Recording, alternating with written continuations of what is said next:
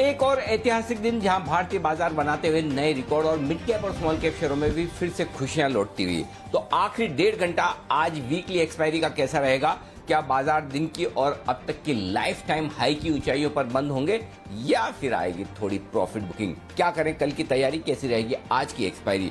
Focus है इसी पर। स्वागत है आप सबका फाइनल ट्रेड में। नमस्कार, मैं हूं अनिल सिंघवी। और नमस्कार, मैं हूं दीपांशु भंडारी। एक्सपायरी के लिए हो जाइए तैयार। जानेंगे अनिल जी से कि किन लेवल्स पर है उनकी नजर और नए रिकॉर्ड्स पर जो है बाजार अब करना चाहिए क्या आपको। बताएं सर, इस समय की बड़ी बातें क्या हैं? बड़ी बातें यही है दीप, किया 16,375 ये है वो लेवल जिसे याद कर लीजिए एक नया इतिहास बन चुका है। अब तक का सबसे उच्चतम स्तर निफ्टी पर 54,856 ये है वो लेवल जो सेंसेक्स का लाइफ टाइम हाई है। बैंक निफ्टी जरूर थोड़ा सा अभी भी 36,000 के पार निकलने में स्ट्रगल करता हुआ, लेकिन सेंसेक्स और निफ्टी ने बनाए हैं नए ऐतिहासिक स्तर। आधा परसेंट की तेजी दोनों ही जगह होती दिख रही है। 1/3% की मजबूती आपको दिखेगी बैंक निफ्टी में। आईटी इंडेक्स से सबसे मजबूत 1.5% ऊपर लाइफ टाइम हाई पर ट्रेड करता हुआ दिख रहा है। फार्मा इंडेक्स लुपिन के दम पर है नीचे, बाकी सब ठीक है, कोई दिक्कत की बात है नहीं। ये है आपके लिए सबसे बड़ा एक्शन वाला बात। स्मॉल कैप मिड कैप शेयरों में आज रौनक लौटती हुई दिख रही है। रियल एस्टेट और इंफ्रास्ट्रक्चर भी चले हैं, तो यहाँ पर पौन से 0.25% तक की तेजी होती हुई आपको नजर आएगी इस वक्त। तो ये एक और बढ़िया बात है कि बाजार पूरी तरह से तेजी की गिरफ्त में और चौतरफा तेजी होती दिख रही है। और ये चौतरफा तेजी आपको होती नजर आ रही है। भारतीय बाजारों में सपोर्ट मिल रहा है अमेरिका से। डाउ फ्यूचर्स आज फिर से हरे निशान में ट्रेड करते हुए दिख रहे हैं। यहाँ पर भले ही थोड़ी सी 25 पॉइंट की तेजी बनती हुई दिख रही है। तो ये हैं सारे ट्रिगर्स जिस पर करना है फोकस। जी बिल्कुल सर, तो ढेरों ट्रिगर्स हैं जहां पर आपको करना है फोकस। पर यही सवाल है सर, इस समय जो मार्केट का एक्शन है कल के मुकाबले अब हम देख रहे हैं कि एक तो इंडेक्स लेवल पर तेजी है, सारे सेक्टर्स, लगभग सारे सेक्टर्स पार्टिसिपेट कर रहे हैं, और इंडेक्स के साथ साथ जो मिड कैप स्मॉल कैप में भी एक्शन बन रहा है। तो ब्रॉड बेस्ड पार्टिसिपेशन जो आपको आज बाजार की तेजी में आते हुए दिख रहा है, उस पर क्या कहेंगे?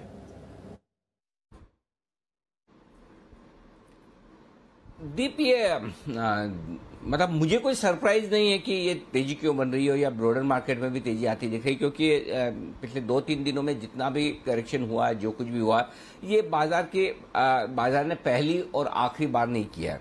कई बार किया है, कई बार आगे और करेगा। और यही वो सिस्टम होता है जब अगर हम ये सोचें कि ये क्या हो गया, ये क्यों हो गया, एकदम से ब्रेक कैसे लग गया, नीचे कैसे आ गए, ये आपके लिए एक सीखने और अनुभव का वक्त है। क्योंकि बाजार जब भी लगेगा किसी वक्त की थोड़े ओवरबॉट हो चुके हैं, लोगों को लग रहा है पैसा बनाना आसान है, तो हल्का फुल्का एक करेक्शन होता है। उस करेक्शन में कमजोर ट्रेडर्स बाहर होते हैं, मजबूत ट्रेडर्स तेजी से मजबूती से बने रहते हैं और एक्चुअली खरीदारी करते हैं। और इसलिए पिछले 2 दिन से हम लगातार आपको ये कह रहे हैं कि जो शेयर आपके पास हैं, अच्छे शेयर हैं, क्वालिटी स्टॉक्स है, 15, 20, 25% अगर वो करेक्ट हो गए तो वहां बेचने का नहीं, खरीदारी करने का वक्त है। और आप देखिए आज पूरी तरह से ब्रॉड बेस्ड रैली होती रही है। इंडेक्स में तो कभी कोई चिंता वैसे भी नहीं थी, न निफ्टी में, न सेंसेक्स में, न बैंक निफ्टी में। थोड़ी बहुत चिंता अगर मिड कैप स्मॉल कैप शेयरों में थी, तब भी आपके चेहरे पर मुस्कुराहट होगी। लेकिन एक चीज मैं कहना चाहता हूं दीप, और वो बहुत सिंसियरली और वो बहुत समझदारी के साथ में जो कहना चाहता हूं वो ये, अगर पिछले 2-3 दिनों में कोई भी मिड कैप शेयर आपके पास था, कोई भी स्मॉल कैप शेयर आपके पास था, या अगर आपके पास निफ्टी की पोजीशन थी और अचानक से दिन के दौरान निफ्टी 100, 125, 150 पॉइंट ऊपर से फिसल जाए और आपको उस वक्त डर लगाओ और आपको ये लगाओ कि यार मैंने ये क्या कर दिया, तो अभी आपको बाजार मौका दे रहा है। जिन लोगों को डर लगाओ, जिन लोगों को लगाओ कि मेरी गलत एंट्री हो गई, मैंने बहुत ऊपर के भाव में ले लिया, अब क्या होगा, अगर आपके भाव आ रहे हैं, अगर आप प्रॉफिट में हैं, तो फिर आप हल्के हो जाएं। क्योंकि ये आपकी ओवरबॉट पोजीशन होने के बावजूद बाजार वापस आपको एक एग्जिट करने का मौका दे रहा है। और इस बार पोजीशन उतनी रखें कि अगली बार फिर से अगले हफ्ते किसी एक दिन ऐसा ही झटका फिर से लगे, जो लग सकता है, कोई बड़ी बात नहीं, हफ्ते में एक दिन लगता है। अगर ऐसा ही झटका किसी एक दिन, वो सोमवार को लगे, बुधवार को लगे, गुरुवार को लगे, वो हमें पता नहीं, लेकिन किसी एक दिन 150-200 पॉइंट का झटका आपको निफ्टी में लग जाए, किसी 1 या 2 दिन मिड कैप स्मॉल कैप शेयरों में करेक्शन आ जाए, तो इस हफ्ते की जो तकलीफ हुई है वो तकलीफ अगले हफ्ते आपको ना हो फिर से, वो ध्यान में रखना जरूरी। तो इसलिए आप आराम से अपनी पोजीशन को रिव्यू कर लें। बाकी बाजार में कहीं कोई समस्या नहीं है, छोटे मोटे correction stock specific index specific चलेंगे, चलते रहेंगे, होता रहेगा। आप अपनी पोजीशन को लिमिट में रखें। सिंपल, पैसा बनाना पहले जितना आसान नहीं है, मुश्किल से है। वॉलेटिलिटी रहेगी, आपकी एंट्री एग्जिट सही वक्त पे होना जरूरी है, और गलत एंट्री होगी तो आपको थोड़ा झटका लग सकता है। वहां पर आपको अपनी पोजीशन संभालने की ताकत होनी चाहिए। तो मेरा पॉइंट बहुत क्लियर है और वही आपको फोकस करना है। पोजीशन मैनेजेबल रखें, ओवर ट्रेड ना करें, ओवर बॉट ना हो, और उसके बाद आप चिंता न करें। बाकी काम बाजार आपके लिए अपने आप कर देगा, पैसा बना देगा। जी जी, बिल्कुल। तो अब अगर आपको अच्छी एग्जिट मिल रही है, मुनाफा वसूली का मौका मिल रहा है, तो एक बार उसका इस्तेमाल कर लें और अब रिस्क के हिसाब से ही पोजीशन रखें, क्योंकि थोड़ा वॉलेटाइल बाजार होते हुए दिख रहा है। आइए, ढेरों नतीजे आ रहे हैं, ढेरों नतीजे आने वाले हैं। कुछ इवेंट्स पर भी हमारी नजर है और खबरों वाले शेयर्स के बारे में भी जानना है। चलते हैं मानसी के पास पहले जानने के लिए कि कौन से इवेंट्स बाजार के लिए अहम रहेंगे। मानसी बताइए। Good afternoon. Good afternoon Deepanshu. आज और कल कई सारे नतीजे हैं जिस पर फोकस है। निफ्टी में Eicher motors, Hero moto, Tata steel, BPCL. तो वायदा बाजार में Ashok Leyland, Aurobindo pharma, IRCTC, NMDC, Page industries, PFC, इन तमाम कंपनियों के नंबर्स पर फोकस रहेगा। आईआरसीटीसी शेयर विभाजन पर बोर्ड बैठक में विचार करेंगे। केम्प्लास सनमार लिमिटेड का आईपीओ आज बंद होगा और एप्टिस वैल्यू हाउसिंग फाइनेंस का आईपीओ भी आज बंद हो जाएगा। जून आईआईपी, जुलाई सीपीआई के डेटा पर हमारी नजर है। शुक्रवार यानी कि कल के दिन की अगर बात करें, निफ्टी में ग्रासिम और ओएनजीसी, वायदा बाजार में Petronet LNG, Sun TV, Glenmark pharma, Apollo hospital, IGL, GMR infra, इन तमाम कंपनियों के नंबर्स पर फोकस है। Bajaj health care company share विभाजन पर एक बोर्ड बैठक करने जा रही है। साथ ही स्टार सीमेंट बायबैक पर एक बोर्ड बैठक करेगी। सोवरेन गोल्ड बॉन्ड स्कीम की 5वीं किश्त जो है वो कल बंद हो जाएगी और आरईसी का शेयर एक्स डिविडेंड ट्रेड होता हुआ दिखेगा। शनिवार का दिन वीकेंड है, लेकिन फिर भी नतीजे वायदा बाजार में है। हमारा राजा, वोडाफोन आइडिया, इन्फो एज, इन तमाम कंपनियों के नंबर्स पर फोकस रहेगा। स्पोर्ट किंग इंडिया नतीजों के साथ बोनस शेयर पर यह कंपनी विचार करेगी। 15 अगस्त का दिन यानी कि रविवार के दिन देश 75वां स्वतंत्रता दिवस मनाने जा रहा है। इस दिन मैकडॉवेल होल्डिंग्स के नतीजे आएंगे और साथ ही पूर्ण टीकाकरण किए मुंबईकरों के लिए लोकल ट्रेन की सुविधा जो है वो शुरू होती हुई दिखेगी। और महाराष्ट्र में होटल, रेस्टोरेंट, जिम, मॉल रात 10 बजे तक खुलने की अनुमति मिलती हुई 15 अगस्त के दिन से मिलेगी। तो इन सेक्टर से जुड़े शेयरों पर सोमवार के दिन फिर फोकस रहेगा। ओके, तो ये सारी खबरें मानसी आपके बता रही थी। लोकल ट्रेन की सुविधा पुणे से मुंबई तक के लिए खुल रही है। जी सर, क्या कहा आपने? मतलब लोकल ट्रेन की फैसिलिटी 15 अगस्त से मुंबई से पुणे तक के लिए खुल रही है? नहीं सर, मुंबई करों के लिए खुलेगी लोकल ट्रेन फैसिलिटी। ओके, अच्छा, मुझे लगा मुंबई से जिन्होंने पुणे तक दो लोकल जाना डोजेस ले शुरू हो लिए रही हैं क्या उनके बात? लिए ओके, तो नहीं सर। ओके, जिन लोगों ने 2 डोज लिए उनके लिए अब 2 डोज लेने के बाद जिनके 14-15 दिन बीत चुके हैं, वो 15 अगस्त से सर्टिफिकेट दिखाकर पास लेकर लोकल ट्रेन में ट्रैवल कर पाएंगे। ये सुविधा शुरू हो रही है। ओके, आइए बढ़ते हैं आगे। वरुण तैयार है हमारे साथ खबरों वाले शेयरों के साथ, तो जान लेते हैं वरुण से कौन से स्टॉक से एक्शन में। उसके बाद जी बिजनेस की एक एक्सक्लूसिव रिसर्च आपके लिए आने की तैयारी में। बताएं वरुण, किन शेयरों में आई है खबरें बाजार खुलने के बाद और साथ ही रिजल्ट्स भी? डेफिनेटली रिजल्ट्स काफी सारे आए हैं, लेकिन शुरुआत उन चुनिंदा खबरों के साथ करता हूं जो आफ्टर मार्केट्स आई है। इसमें भारतीय एयरटेल, वन वेब ने, एक कंपनी है कोरिया की, अनवा सिस्टम्स, उसमें 8.8% हिस्सेदारी जो है वो खरीदी है। $30 करोड़ में ये हिस्सेदारी खरीदी गई है। सीएम की तरफ से डेटा आया है, इसमें पैसेंजर व्हीकल बिक्री जो है वो 1.82 लाख रही है जून के महीने में। 2 व्हीलर बिक्री 12.53 लाख रही है और 3 व्हीलर बिक्री जो है करीब 17,900 के आसपास रही है। इसके अलावा बजाज के तरफ से, बजाज ऑटो की तरफ से एक बयान आया है उनके एमडी की तरफ से कि नवंबर में नई पल्सर जो है वो ये लॉन्च करने वाले हैं। स्पाइसजेट के लिए खबर आई है कि बोइंग 737 मैक्स फ्लाइट जो है उसकी सर्विसेज जो है वो जल्द भारत के फिर से शुरू हो सकती है, जल्द उसको क्लियरेंस मिल सकता है, ऐसी खबर आई है। अब नतीजों पे आते हैं, काफी सारे नतीजे फटाफट बताता हूँ। भारत फौज घाटे से मुनाफे में आई है। 167 करोड़ के आसपास का मुनाफा जो है इस कंपनी ने किया है। इसके अलावा राइट्स यहाँ पे कंसोलिडेटेड मुनाफा जो है 63 करोड़ से बढ़ के 72 करोड़। नाटको फार्मा मुनाफा 120 करोड़ से घटकर 75 करोड़ पे आया है। मार्जिन में भी यहाँ पे गिरावट देखने मिली है। अवंती फीड्स कंसोलिडेटेड मुनाफा जो है 116 करोड़ से घटकर 76 करोड़ पे आया है। मार्जिन 13.5% से घटकर 6.7%।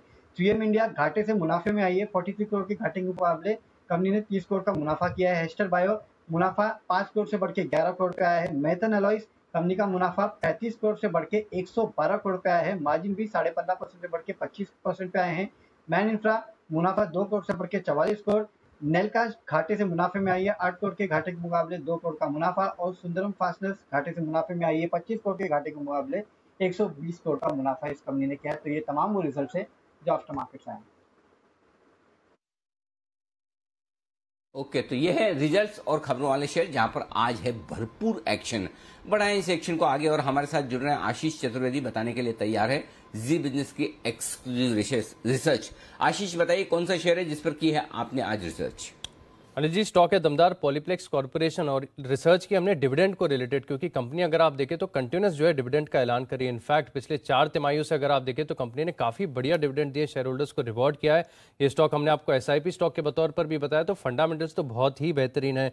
Q3 FY21 देखिए, ये क्वार्टर काफी खास था, 100 रुपए का स्पेशल डिविडेंड दिया था। इसके अलावा Q4 FY21 में 17 रुपए का, Q2 FY21 में 15 रुपए का, Q1 FY21 में 32 और Q2 FY20 में अगर आप देखें तो करीब 11 रुपए का डिविडेंड उन्होंने दिया। तो यानी इस बार भी अगर आप देखें तो पूरी संभावना बनती हुई नजर आ रही है कि कंपनी जो है शेयर होल्डर्स को रिवॉर्ड करेगी और अच्छा डिविडेंड देगी। और इसका ही कैलकुलेशन किया है जी बिजनेस की जो रिसर्च टीम है इसने, और पिछली 3 तिमाहियों का अगर आप ट्रेंड देखें तो कुल कैश बैंक का 4.4 से 4.9% का जो है ये बतौर डिविडेंड डिस्ट्रीब्यूट करते हैं। और कंपनी के पास मार्च एंड तक देखें तो नकदी है करीब 952 करोड़ की। तो इसके अनुसार जो डिविडेंड की कैलकुलेशन आ रही है वो 15 रुपए प्रति शेयर के आसपास है। ये तो पहला मेथड हो गया अनिल जी।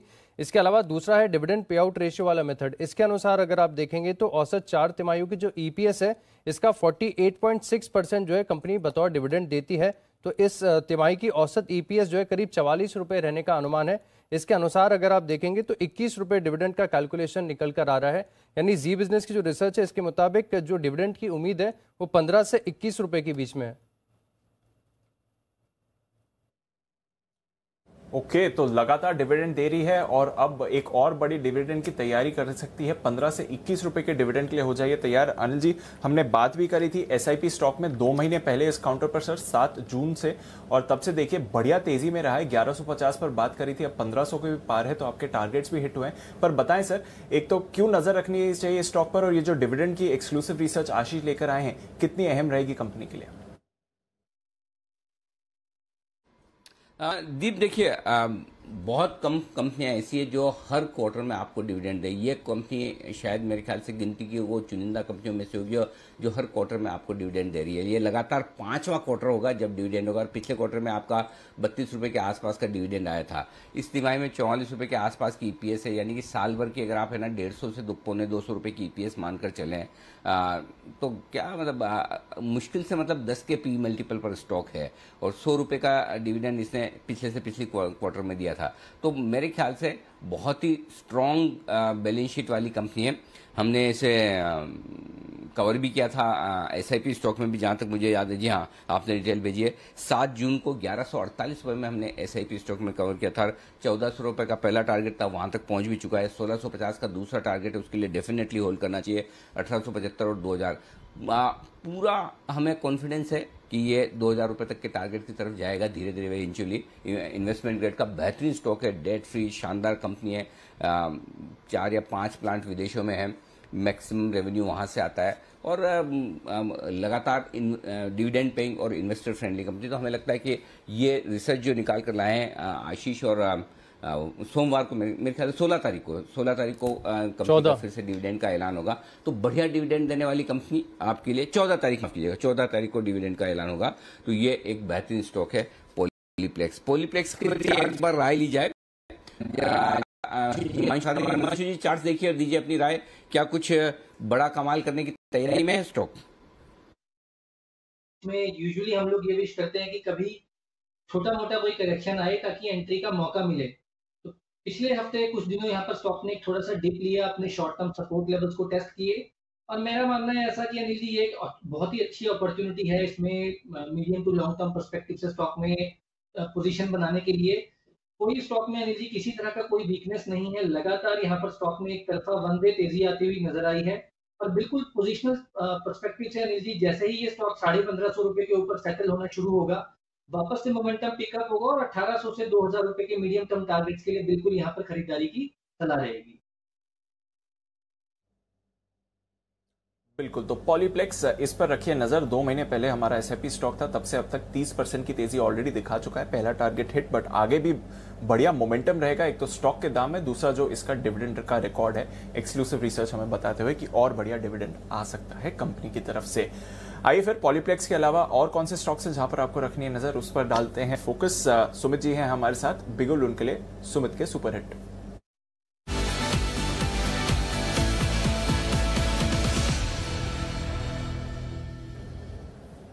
बताएं सुमित जी। Good afternoon Deepanshu. दीपांशु, वापस से एक कंसोलिडेशन के बाद ये स्टॉक मेरे रडार पे आया है, जिसका अभी भाव चल रहा है 36.90 रुपए, 37 रुपए। बैंकिंग स्टॉक है जे.एंड.के बैंक, जिसका नाम है जे.एंड.के बैंक। हमने करीब करीब 16 से 18 रुपए के आसपास से बाय का व्यू देना स्टार्ट किया था। अभी स्टॉक 38 से 40 के आसपास जाके रुका है और अब यहां से वापस से अभी ये कंसोलिडेशन दिखा के जे.एंड.के बैंक में ऊपर का मूव रिज्यूम कर रहा है। मेरे को ऐसा लग रहा है कि ये पिछले कुछ दिनों की करेक्शन के बाद आज पहला कैंडल इसके अंदर फॉर्म हो रहा है, जिसके अंदर लास्ट 2 दिनों के हाई ब्रेक होते हुए दिखाई दे रहे हैं चार्ट्स के ऊपर। वॉल्यूम्स के साथ ये मूव आ रहा है, तो ऐसा लग रहा है कि जे.एंड.के बैंक के अंदर यहां से ऊपर का मूव देखने को मिलना चाहिए। आने वाले हफ्ते भर के लिए एक लॉन्ग पोजीशन इनिशिएट करके चलने का सलाह रहेगा। 35 रुपए के नीचे का इसके अंदर स्टॉप लॉस लगाना है। ऊपर में जे.एंड.के बैंक के जो टारगेट्स बन रहे हैं, 40 रुपए का पहला टारगेट बन रहा है और 40 रुपए का लेवल अगर ये क्लोजिंग बेसिस पे तोड़ देता है तो 42.5 रुपए तक के लेवल आने वाले दिनों में जे.एंड.के बैंक में देखने को मिल सकते हैं। 35 के नीचे का स्टॉप लॉस लगा के खरीदारी करें 40 से 42.5 के टारगेट्स के लिए। ओके, तो जे.एंड.के बैंक सुमित जी को कई बार पसंद आया ये काउंटर, अब फिर से खरीदारी की राय है। 40 के पार जाने के लिए तैयार। पर मजगांव डॉक, इसको पुलअप करिए क्योंकि शानदार परफॉर्मेंस आती हुई दिख रही है। स्टॉक में भी 6% का आपको उछाल आते हुए दिखेगा। वो इसलिए है क्योंकि इनका मुनाफा दमदार बढ़त दिखा के आया है। 14 करोड़ का मुनाफा अब 100 करोड़ से ज्यादा आपको आते हुए दिखा है। और साथ ही आप देख रहे हैं आय में भी आपको जबरदस्त उछाल आते हुए दिखा है। तो बढ़िया परफॉर्मेंस मजगांव डॉक की तरफ से आती हुई दिख रही है और स्टॉक भी वैसा ही रिएक्शन दे रहा है।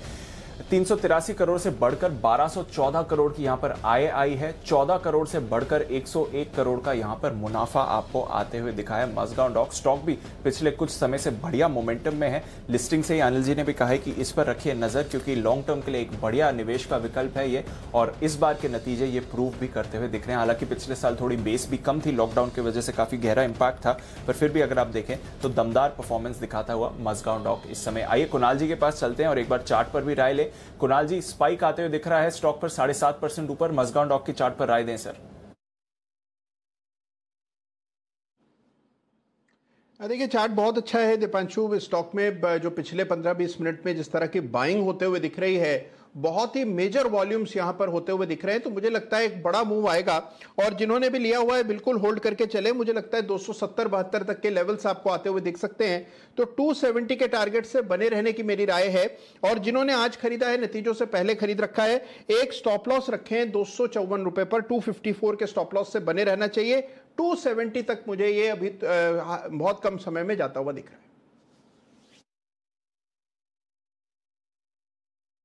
बहुत कम समय में आपको मजगांव डॉक जाते हुए दिख सकता है। नजर रखिए उस पर, नजर रखिए IRCTC पर भी, क्योंकि यहां पर 1:5 के स्टॉक स्प्लिट की मंजूरी दे दी है कंपनी ने। ये आपके लिए अपडेट आते हुए दिख रहा है। नतीजों का भी इंतजार है IRCTC के, और साथ ही ये कॉर्पोरेट डेवलपमेंट जिसके बारे में हमने आपको अभी थोड़ी देर पहले बताया था, खबर आती हुई दिख रही है। 1 पर 5 शेयर अब आपको मिलेंगे, तो थोड़ा और अफोर्डेबल हो जाएगा प्राइस कंपैरिजन के हिसाब से अगर आप IRCTC को देखें, क्योंकि ऑलरेडी 2600 के ऊपर ट्रेड कर रहा है। बट मोर इंपॉर्टेंटली ये जो स्टॉक स्प्लिट की खबर है उस पर आप रखिए नजर। थोड़ी देर में नतीजे भी आपके सामने हम डालेंगे, बट स्टॉक स्प्लिट की खबर IRCTC पर आती हुई दिख रही है इस समय। आइए एक राय जरा ली जाए IRCTC के एक्शन पर भी। हमारे साथ वागले साहब भी हैं। वागले साहब बताएं, IRCTC नतीजे में तब तक निकालता हूं सर, पर स्टॉक स्प्लिट भी खबर आई है, चार्ट्स के बारे में राय दें। दीपांशु, आफ्टरनून अनिल जी। 2700 तक तो ये जाएगा। अभी यहाँ से 30 रुपए ऊपर है, अगर वो ब्रेक करता है तो ये मूव कंटिन्यू होगी। लेकिन अभी फ्रेश एंट्री में थोड़ा सा वेट करूंगा। रिजल्ट है तो थोड़ा सा चॉपीनेस हो सकता है। रिजल्ट आने के बाद अगर ये 2700 ब्रेक करता है, फिर ये मूव सीधे 100 रुपए ऊपर ले जाएगी 2800। ओके, तो ये है आपके लिए IRCTC। आय 243 करोड़ की आपको यहां पर आती हुई दिख रही है।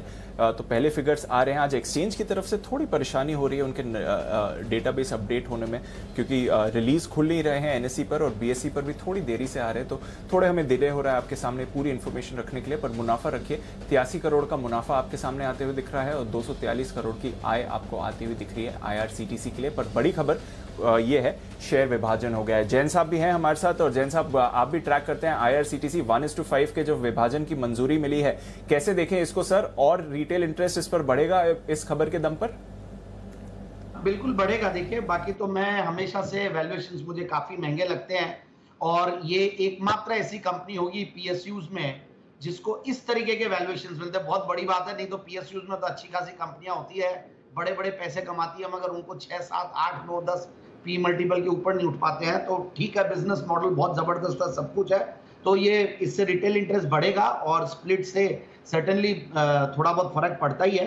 बट मेरी राय यही रहती है कि मैं बहुत एग्रेसिवली इसको बाय की राय नहीं देता। जिन्होंने ले रखा वो कंटिन्यू करे होल्ड, क्योंकि ये जबरदस्त परफॉर्म किए जा रहा है नॉन स्टॉप। इनफैक्ट अभी जब मिड कैप स्मॉल कैप टूट भी रहे थे, या अभी थोड़ा निफ्टी भी टूटता, तभी भी आउट परफॉर्म ही कर रहा था। और मेरे हिसाब से इसी टाइप की जो दूसरी कंपनी है वो इजी ट्रिप है, जहां पे मुझे ज्यादा कॉन्फिडेंस आता है, जबरदस्त मैनेजमेंट है, तो वो एक स्टॉक देखा जा सकता है। But yes, those who are holding the stock IRCTC को होल्ड करके रख सकते हैं। बिल्कुल शानदार एक्शन रहा है इस काउंटर में। जब से लिस्ट हुआ है 300 रुपए का इशू प्राइस है, पहले ही दिन 600 पर लिस्ट हुआ और वहां से देखिए जबरदस्त तेजी में रहा है। फिर थोड़े समय के लिए कंसोलिडेट भी किया, करेक्ट भी किया, लॉकडाउन के समय 1300 तक गया था, वहां से फिर बाउंस बैक करके आज देखिए 2700 के पार है IRCTC। और अब विभाजन की भी यहां पर खबर आती हुई दिख रही है 5% ऊपर इस खबर के आने के बाद। नतीजों पर तो उतना रिएक्ट नहीं कर रहा है जितना इस विभाजन की खबर पर आप IRCTC को रिएक्ट करते हुए देख रहे हैं। तो चलिए IRCTC भी रखिए अपने रेडार पर, खबर आती हुई दिख रही है नतीजों के साथ, शेयर विभाजन कर भी। पर सुबह से अनिल जी बात भी कर रहे थे कि ऑटो स्टॉक्स पर आपको रखनी है नजर। दमदार नतीजे आए भारत फोर्ज के, और उसके बाद स्टॉक पर भी हमने देखा 4.5% का उछाल आते हुए दिखा है। हिमांशु जी जरा बताएं भारत फोर्ज पर अब क्या करना चाहिए सर? हिमांशु जी, देखिए नंबर्स के बाद स्टॉक में बड़ा अच्छा शानदार रनअप देखने को मिला, और 825-830 रुपए की जोन पर जहां पर मल्टीपल रेजिस्टेंस था, स्टॉक ने उसको पार किया, लगभग 850 रुपए का रनअप आता हुआ नजर आया। मुझे लगता है कि यहाँ पर हालांकि ऊपरी लेवल से थोड़ी सी वापस से मुनाफा वसूली देखने को मिली है, तो जिनके पास तेजी की पोजीशन बनी हुई है, मेरा मानना है कि यहाँ पर 805 रुपए के स्टॉप लॉस के साथ फिलहाल पोजीशन को होल्ड करें। फ्रेश खरीदारी अभी फिलहाल करने के लिए मुझे लगता है कि यहाँ पर सही वो नहीं है, क्योंकि हायर लेवल से हम एक अच्छा प्रॉफिट बुकिंग देख रहे हैं, लेकिन एग्जिस्टिंग पोजीशंस के लिए 805 के स्टॉप लॉस के साथ फिलहाल पोजीशन को होल्ड करने की सलाह रहेगी। ओके, तो भारत फोर्ज जो थोड़ा ऊपरी स्तरों से हल्का हुआ है पर अभी भी 4.5% ऊपर है। नजर रखिए इस काउंटर पर, एक्शन है भरपूर। नतीजों का भी सीजन है और आज और कल ढेरों नतीजे आने वाले हैं, वायदा कारोबार कैश मार्केट से भी। आइए औरोबिंदो के बारे में जानते हैं, इसके नतीजों पर है हमारी नजर। देवांशी है हमारे साथ बताने के लिए औरोबिंदो के नतीजे कैसे रहेंगे। देवांशी बताइए। बिल्कुल, आप देखिए इस तिमाही में अगर औरोबिंदो फार्मा के नंबर्स की बात करें तो जो रेवेन्यूज़ हैं वो करीब 15% तक बढ़ते हुए दिख सकते हैं। इसके साथ ही जो कामकाजी मुनाफा है वो करीब 1% तक बढ़ता हुआ दिखेगा। बहुत ज़्यादा बढ़त इस बार आती हुई नहीं दिखेगी। साथ ही जो मार्जिन है आपके वो 21% पे आते हुए दिखेंगे। 24% से कम होकर इनके जो खर्च हैं वो इस बार बढ़ते हुए दिखे हैं। मेनली इनकी जो एम्प्लॉय कॉस्ट है वहाँ पर थोड़ी सी ज़्यादा बढ़त होती हुई दिखी है। साथ ही इनका जो मुनाफा है उसमें करीब 2 से 3% तक की बढ़त का अनुमान लगाया जा रहा है। इस तिमाही में अगर आप देखें तो हम देखेंगे कि जो नेचुरल की जो विनिवेश कंपनी ने किया था, डाइवेस्टमेंट किया था, इसके चलते इनकी जो कुल आय है, मुनाफा है, मार्जिन है, वहां पे सबसे ज्यादा देवांशी एक मिनट आपको रोकना होगा। इस बीच BPCL के नतीजे आते दिख रहे हैं, 1 मिनट आपको रोकना होगा।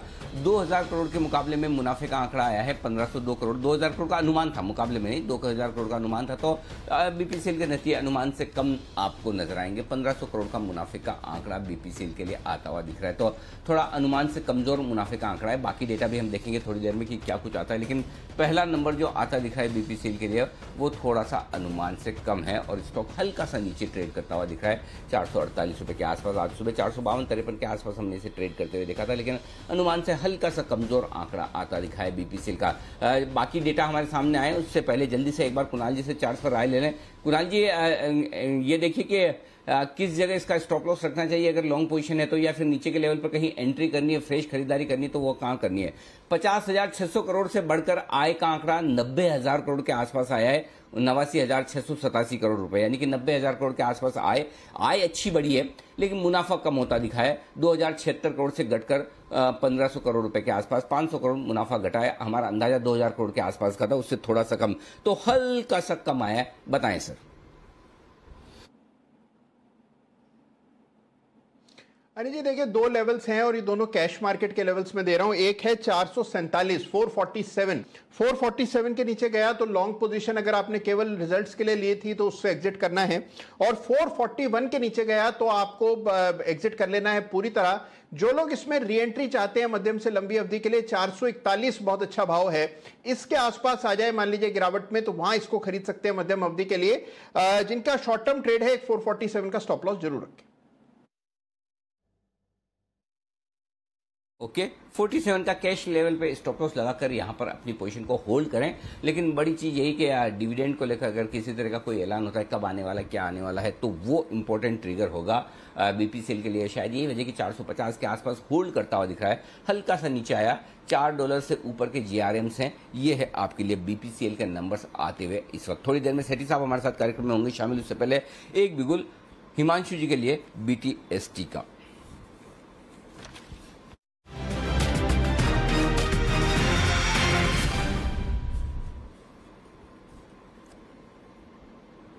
बताएं हिमांशु जी। जी, कैश सेगमेंट का एक स्टॉक है जो मेरे रडार पर आया है, स्टॉक है आवास फाइनेंशियल्स।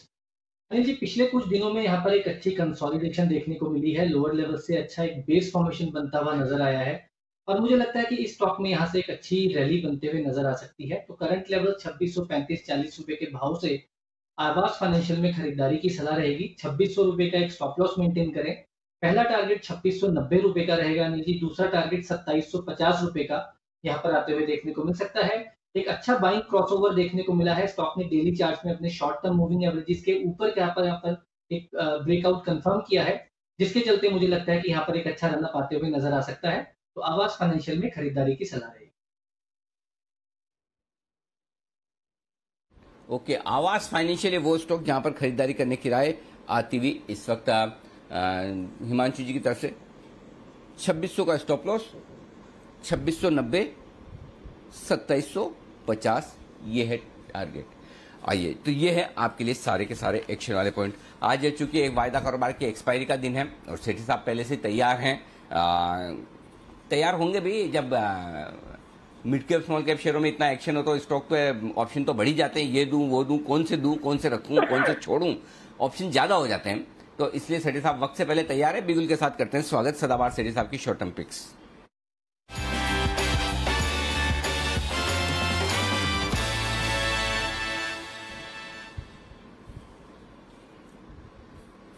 सेठी साहब स्वागत है आपका। आपके तो पिक्स कमाल करते हुए दिख रहे हैं, जबरदस्त एक्शन में है। सबसे पहले तो एक राय आपसे मैथन अलॉयज पे लेना चाहता हूं, जो आपने खरीदारी करने की राय दी थी। आज 1225-1230 तक भागा है, रिजल्ट आने के बाद बड़ी तेजी बनी है, जबरदस्त रिजल्ट आए हैं, बहुत ही शानदार। हल्की फुल्की मुनाफा वसूली ऊपरी स्तरों से भले ही आई हो, लेकिन रिजल्ट बहुत ही तगड़े रहे। मैथन अलॉयज पहले तो उस पर राय दें आप अपनी। Good afternoon Anil ji, good afternoon Deepanshu. बिल्कुल अनिल जी, कल का मेरा पिक था मैथन अलॉयज, मैंने 1120 के लेवल पे रिकमेंड किया, 1200 के टारगेट थे। आज नतीजे आने वाले थे, दमदार नतीजे आए। उसके बाद हमने देखा स्टॉक ने 1200 के टारगेट भी हिट करते हुए 1230 तक के लेवल्स के। उसके बाद थोड़ी प्रॉफिट बुकिंग आती है, वो लाजमी है, बट लॉन्ग टर्म का एक पोर्टफोलियो स्टॉक है। जिस तरह से मेटल सेक्टर में एक फोकस है, बाजार का मेटल पूरा सेक्टर अच्छा कर रहा है, ये स्टॉक भी यहाँ से मुझे लगता है आने वाले 9 से 12 महीने में कम से कम 1500 रुपए के भाव इस स्टॉक के होने चाहिए। ओह क्या बात है, 1500 रुपए तक के टारगेट्स अब भी बनेंगे। तो मैथन अलॉयज आपके पास हैं तो बिल्कुल होल्ड करें। इन्वेस्टमेंट के तौर पर, ट्रेडिंग के लिहाज से है तो आपके टारगेट्स आई गए 1500 के, 1200 के टारगेट्स दिए हैं तो 1220 तक जाकर आए तो प्रॉफिट बुक कर लें। अदरवाइज कहीं कोई चिंता की बात है नहीं आपके लिए, डरने घबराने की बिल्कुल भी जरूरत है नहीं। आइए सेठी साहब से लेते हैं उनकी दो बेहतरीन पिक। सेठी साहब बताइए, आज दोनों कैश के स्टॉक्स? हाँ बिल्कुल अनिल जी, दोनों कैश के स्टॉक है। बाजार में मिड कैप स्मॉल कैप में जो पिछले 2-3 दिन से जो मंदी आई थी, उसके बाद कल जो रिकवरी शुरू हुई वो एक कमाल की रिकवरी थी, और आज भी उसी तर्ज पे एक अच्छी खासी रिकवरी है। और बाकी इस गिरावट के बाद मेटल्स, ये जो mid cap small cap stocks में एक बास्केट बहुत बढ़ गया है, बहुत सारे स्टॉक्स पसंद आ रहे हैं। आपने ठीक ही कहा कि चूज करना मुश्किल हो रहा है। सर पहला स्टॉक आज के लिए, का पहला स्टॉक एक सीमेंट स्टॉक है। स्टॉक का नाम है डेक्कन सीमेंट, जो कि अभी 765-66 रुपए के आसपास ट्रेड कर रहा है। ये साउथ बेस्ड एक सीमेंट कंपनी है जिसकी कैपेसिटी है 2.3 मिलियन टन। एक बहुत ही जबरदस्त स्ट्रॉन्ग ब्रांड है साउथ में, 1000 डीलर्स का डीलर नेटवर्क है और पूरे साउथ के जितने स्टेट्स है, तमिलनाडु है, तेलंगाना, हैदराबाद, तेलंगाना, आंध्र प्रदेश में तो प्रेजेंट भी है, बाकी तमिलनाडु, कर्नाटका, इन सब में एक बहुत ही स्ट्रॉन्ग प्रेजेंस है।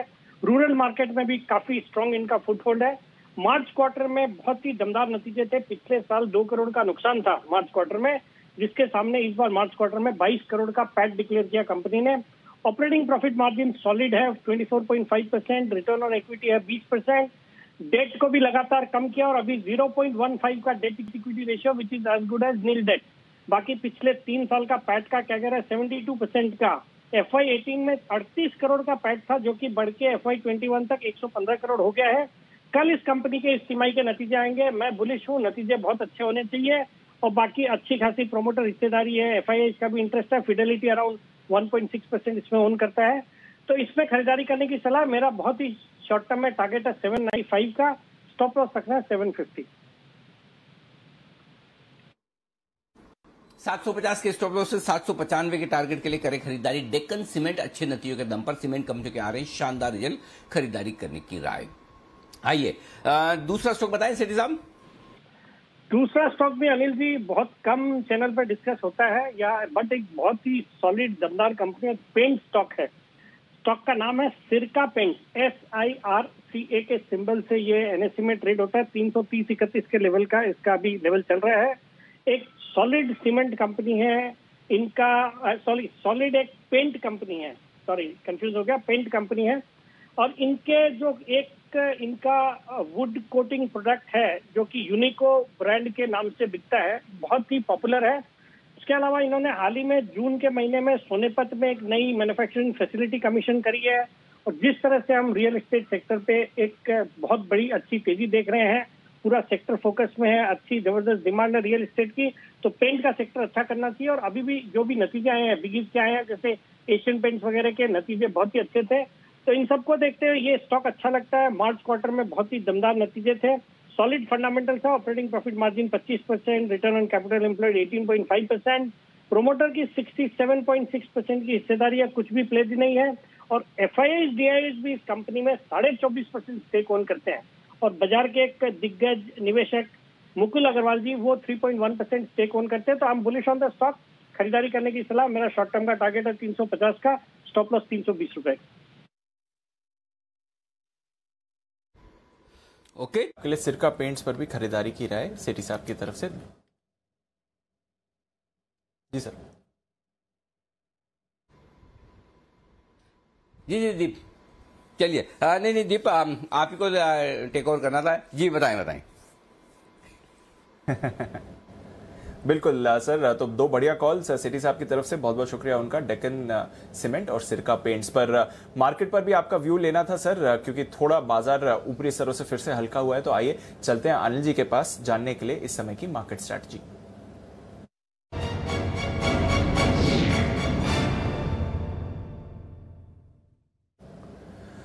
सर थोड़ा बैंक निफ्टी इन पर्टिकुलर ऊपर से हल्का होता हुआ दिख रहा है। निफ्टी अभी भी अपनी स्ट्रेंथ होल्ड कर रहा है, बट ग्लोबल मार्केट्स की बात करें तो ठीक ठाक एक्शन है सर। डाउ फ्यूचर्स 50 पॉइंट्स ऊपर ही आपको दिखेगा। नैस्डैक फ्यूचर्स हल्की सी गिरावट है। बॉन्ड यील्ड वहां की स्टेबल है, एकदम कोई परेशानी नहीं है। यूरोप के बाजारों में भी ठीक ठाक कारोबार हो रहा है।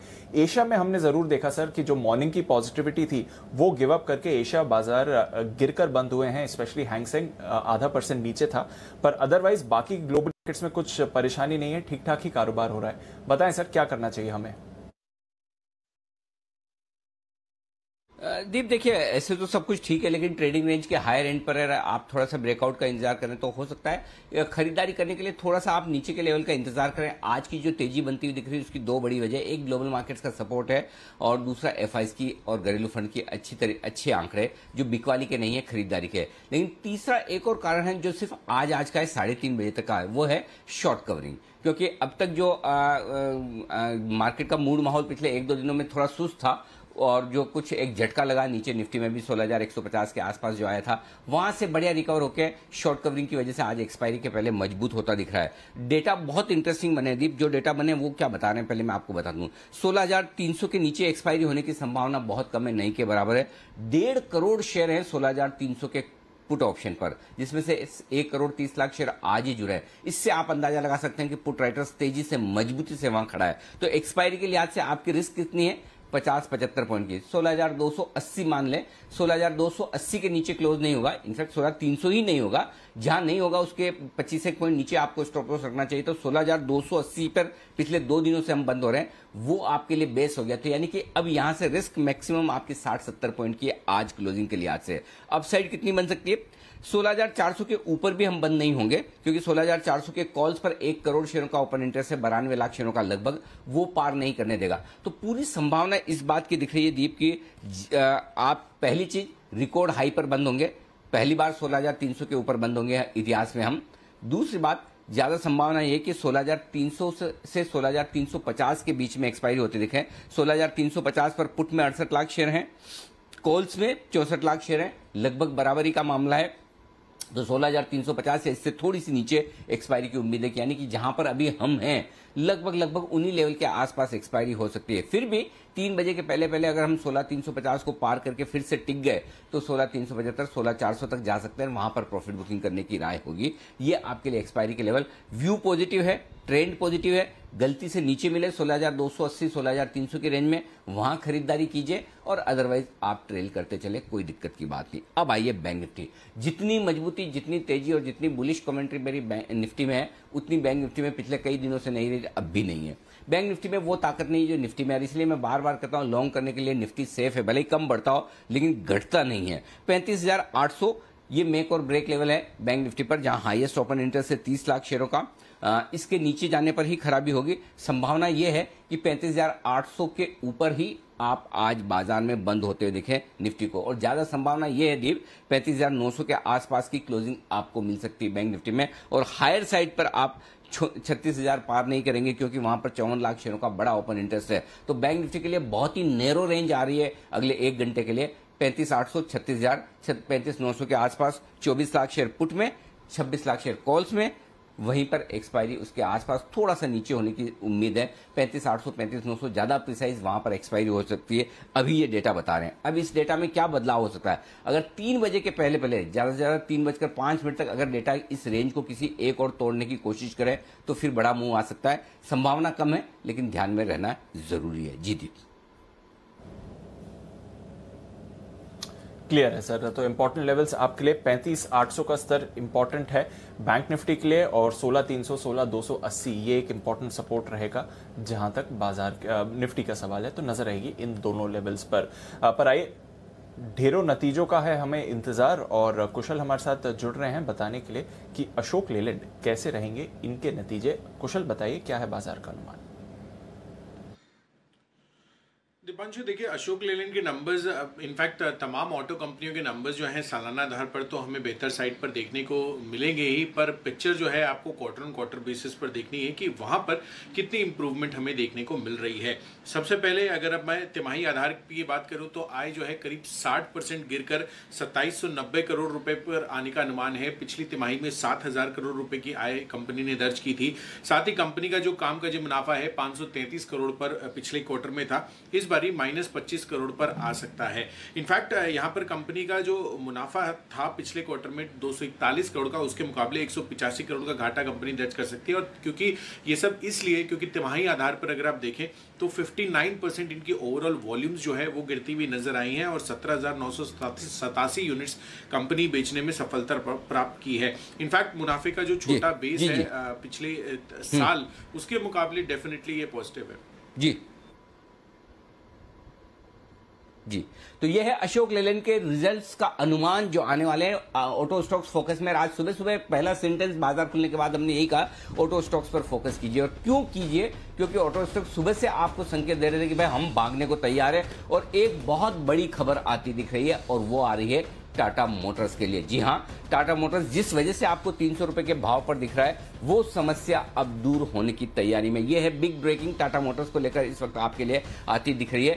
टाटा मोटर्स की चिप कारोबार में एंट्री होती हुई दिख रही है। आपको याद होगा टाटा मोटर्स ने गाइडेंस दिया था कि चिप की, सेमीकंडक्टर्स की शॉर्टेज की वजह से टाटा मोटर्स मुश्किल में है और प्रोडक्शन उन्हें रोकना पड़ रहा है। अब जो खबरें आती दिख रही है वो कि चिप कारोबार में टाटा ग्रुप एंट्री करने जा रहा है। इससे टाटा मोटर्स, टाटा पावर, ये दोनों कंपनियां जिनके लिए वहां पर इस चिप की जरूरत होती है, इसका फायदा होगा। ये बड़ी खबर इस वक्त आपके लिए आती दिख रही है। तो टाटा मोटर्स के लिए ये बड़ी खबर है, टाटा ग्रुप की एंट्री चिप कारोबार में होती हुई दिख रही है। और स्टॉक देखिए जबरदस्त तेजी दिखाता हुआ दिन के हाई पर 305-306 की रेंज में आता हुआ दिख रहा है। तो ये बड़ी बिग ब्रेकिंग आपके लिए इस वक्त आती दिख रही है टाटा ग्रुप को लेकर, टाटा मोटर्स को लेकर। टाटा मोटर्स के लिए बड़ी और अच्छी खबर है कि जो शॉर्टेज थी जिनकी चिप्स की, सेमीकंडक्टर्स की, जिनकी वजह से इन्हें प्रोडक्शन रोकना पड़ रहा था, उस प्रोडक्शन को रोकने की भरपाई अब टाटा मोटर्स कर लेगा और खुद ही चिप के कारोबार में उतरता हुआ दिख रहा है। ये बड़ी खबर आपके लिए। पहले एक बार जल्दी से चार्ट्स पर राय ले लें और उसके बाद जैन साहब मैं आपके पास भी आऊंगा, क्योंकि बड़ी खबर है ये टाटा मोटर्स के लिए, वाकई में री-रेट करने वाली खबर। और जिस वजह से टाटा मोटर्स का स्टॉक एक ही दिन में 10% गिरा था, आपको याद हो, वो खबर, उसका सोल्यूशन टाटा ग्रुप ने ढूंढा है। तो पहले तो एक बार जरा चार्ट्स पर राय ले ली जाए। कुणाल जी, चार्ट देखिए टाटा मोटर्स के। अनिल जी देखिए चार्ट अच्छा है, केवल एक कंजेशन मुझे नजर आता है 306 रुपए के आसपास। 306 पार होते ही फिर स्टॉक में कोई रेजिस्टेंस नहीं है और मुझे लगता है कि वापस से फिर 325 की ओर स्टॉक बढ़ेगा। तो 306 के लेवल को वॉच करना है। 306 के ऊपर टिक गया तो बाय करें, 325 का टारगेट होगा। और 306 के ऊपर निकलने की तैयारी में छू कर आया है, निकलते ही बड़ी तेजी बनती हुई दिखेगी। जैन साहब, टाटा मोटर्स।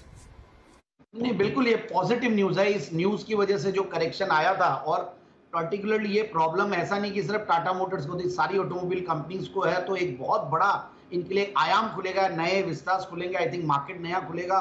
तो ये भी एक अलग से ऐड करेगा खुद की। शायद अब ये भी समझना होगा कि कैप्टिव कंजम्पशन के लिए रहेगा या बाहर के लिए भी रहेगा। जब टाटा पावर को यूज करें तो शायद लगता है कि कैप्टिव नहीं होगा, ओवरऑल दूसरी कंपनियों को भी सप्लाई करेंगे। सो फैंटास्टिक न्यूज है ये। और मेरे हिसाब से जो अभी कुणाल जी करे थे कंजेशन और सारी बातें, वो सही है। और डाउनसाइड रिस्क अब कम लगती है मुझे, क्योंकि उस टाइम पे भी 285-90 पे एक सपोर्ट ले लिया था इतनी नेगेटिव न्यूज के बाद भी। और इन कैपेसिटीज को बनाने में टाइम लगता है शायद। तो जो मैं थोड़ी एनालाइज कर रहा था, बाद में मैं भी थोड़ी रिपोर्ट्स निकलवाया था कि सेमीकंडक्टर की प्रॉब्लम कैसे सॉल्व होगी वर्ल्ड लेवल पे, ये जो चिप्स की प्रॉब्लम है। तो but overall it's a very good step, मेरे हिसाब से लेना चाहिए। और 350 तक के लेवल्स आने वाले कुछ क्वार्टर्स में दिख सकते हैं टाटा मोटर्स में। ओके, तो ये है आपके लिए बड़े एक्शन वाली चीज आपके लिए आती हुई दिख रही है। और कल टाटा ग्रुप के चेयरमैन एन चंद्रशेखरन साहब ने जो सीआईए की तरफ से बड़ी बैठक हुई थी, जिसमें प्रधानमंत्री मोदी ने भी अपना भाषण दिया था, वहां पर ये कहा भी है कि सेमीकंडक्टर्स और चिप्स के बिजनेस में बहुत बड़े मौके भारत के लिए, और ग्लोबल सप्लाई चेन में हमें अगर मजबूती से आगे बढ़ना है तो ये काम करना जरूरी है। टाटा मोटर्स बड़ी तेजी के लिए तैयार होता दिख रहा है और ये खबर इस स्टॉक के लिए एक बड़े रिलीफ का काम करेगी, इसमें कोई डाउट नहीं। क्योंकि इसी खबर के दम पर टाटा मोटर्स पर काफी मुश्किल आती हुई दिखी है और मैनेजमेंट ने तुरंत ही इसको भांपते हुए, समझते हुए एक फैसला लिया कि क्यों न चिप्स का और सेमीकंडक्टर्स का प्रोडक्शन अपने यहाँ ही किया जाए। आइए इससे एक और बड़ी खबर की तरफ आगे बढ़ते हैं। ब्रजेश हमारे साथ जुड़ेंगे, उससे पहले एक बिगुल हिमांशु जी के लिए BTST का।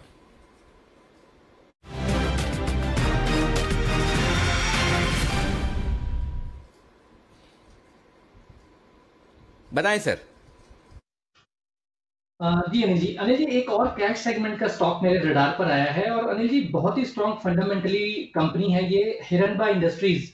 Anil ji stock lower level से एक अच्छी रिकवरी 2 दिनों से दिखाने में कामयाब रहा है। स्टॉक लगभग 830 रुपए के आसपास अभी करेंसी ट्रेड कर रहा है। अनिल जी लगभग 55% का यहाँ पर 5 साल का प्रॉफिट का CAGR रहा है इस कंपनी का। डेट फ्री कंपनी है और यहाँ पर साथ ही साथ हमने देखा कि बहुत स्ट्रॉन्ग मोमेंटम भी टाइम टू टाइम आता हुआ नजर आता है। अनिल जी, जिस हिसाब से टेक्निकल सेटअप है स्टॉक का, मेरा ऐसा मानना है कि ये स्टॉक एक बड़ी मूव दिखाने के लिए तैयार है। तो इस स्टॉक को 2-4 दिन के नजरिए से यहाँ पर खरीद कर रखें। 800 रुपए के 805 रुपए का स्टॉप लॉस लगाएं।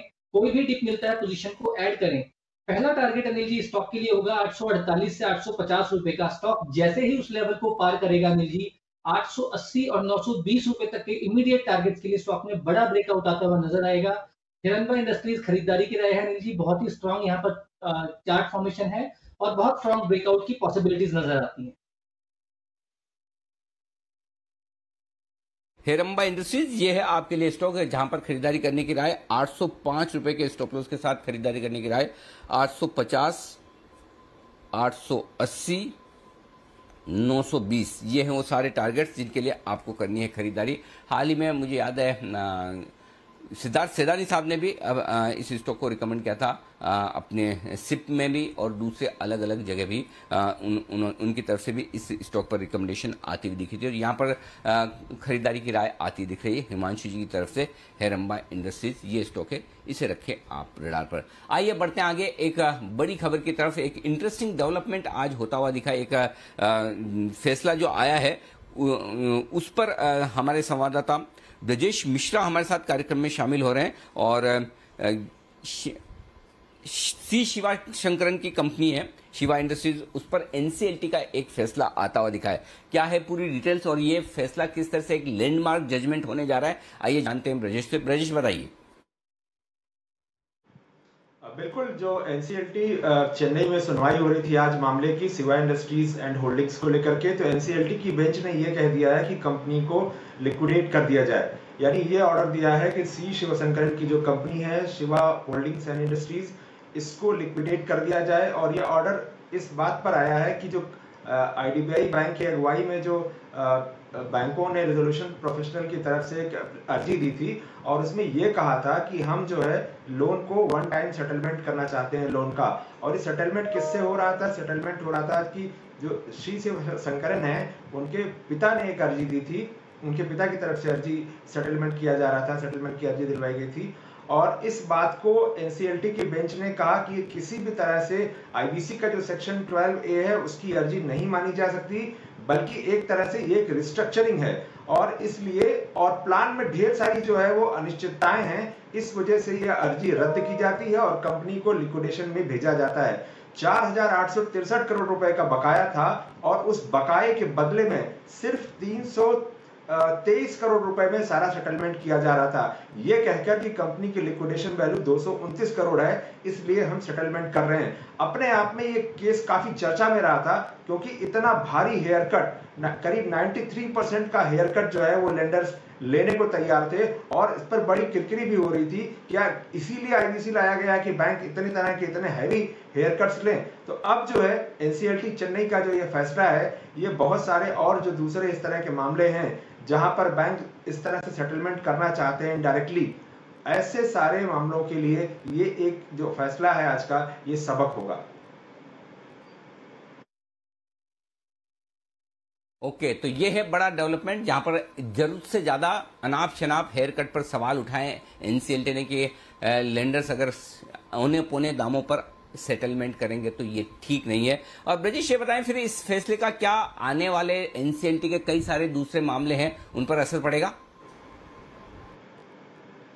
देखिए, ये जब भी इस तरह के फैसले होते हैं तो ये सवाल तो ये रेफरेंस में तो दिए जाते हैं कि देखिए एनसीएलटी चेन्नई का फैसला ऐसे ही मामले में ये था और डिपेंड करता है कि बाकी के जो प्लान है उनमें क्या होगा। लेकिन निश्चित तौर पर यह फैसला जब भी कोई इस तरह का मामला आएगा तो इस फैसले की चर्चा जरूर होगी। यह फैसला रेफरेंस में जरूर रखा जाएगा कि एक डिफॉल्टिंग बोरोवर का फादर कोई एप्लीकेशन लेकर आता है तो आप उसको कैसे एक्सेप्ट कर सकते हैं।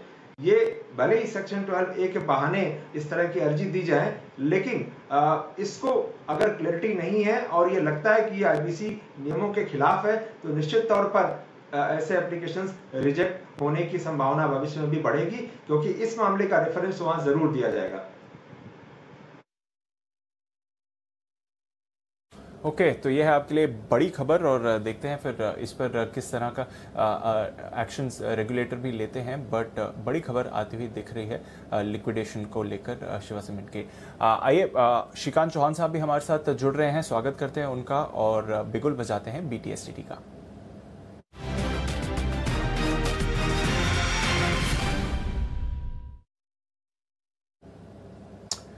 गुड आफ्टरनून श्रीकांत जी, बताएं सर। Good afternoon Deepanshu.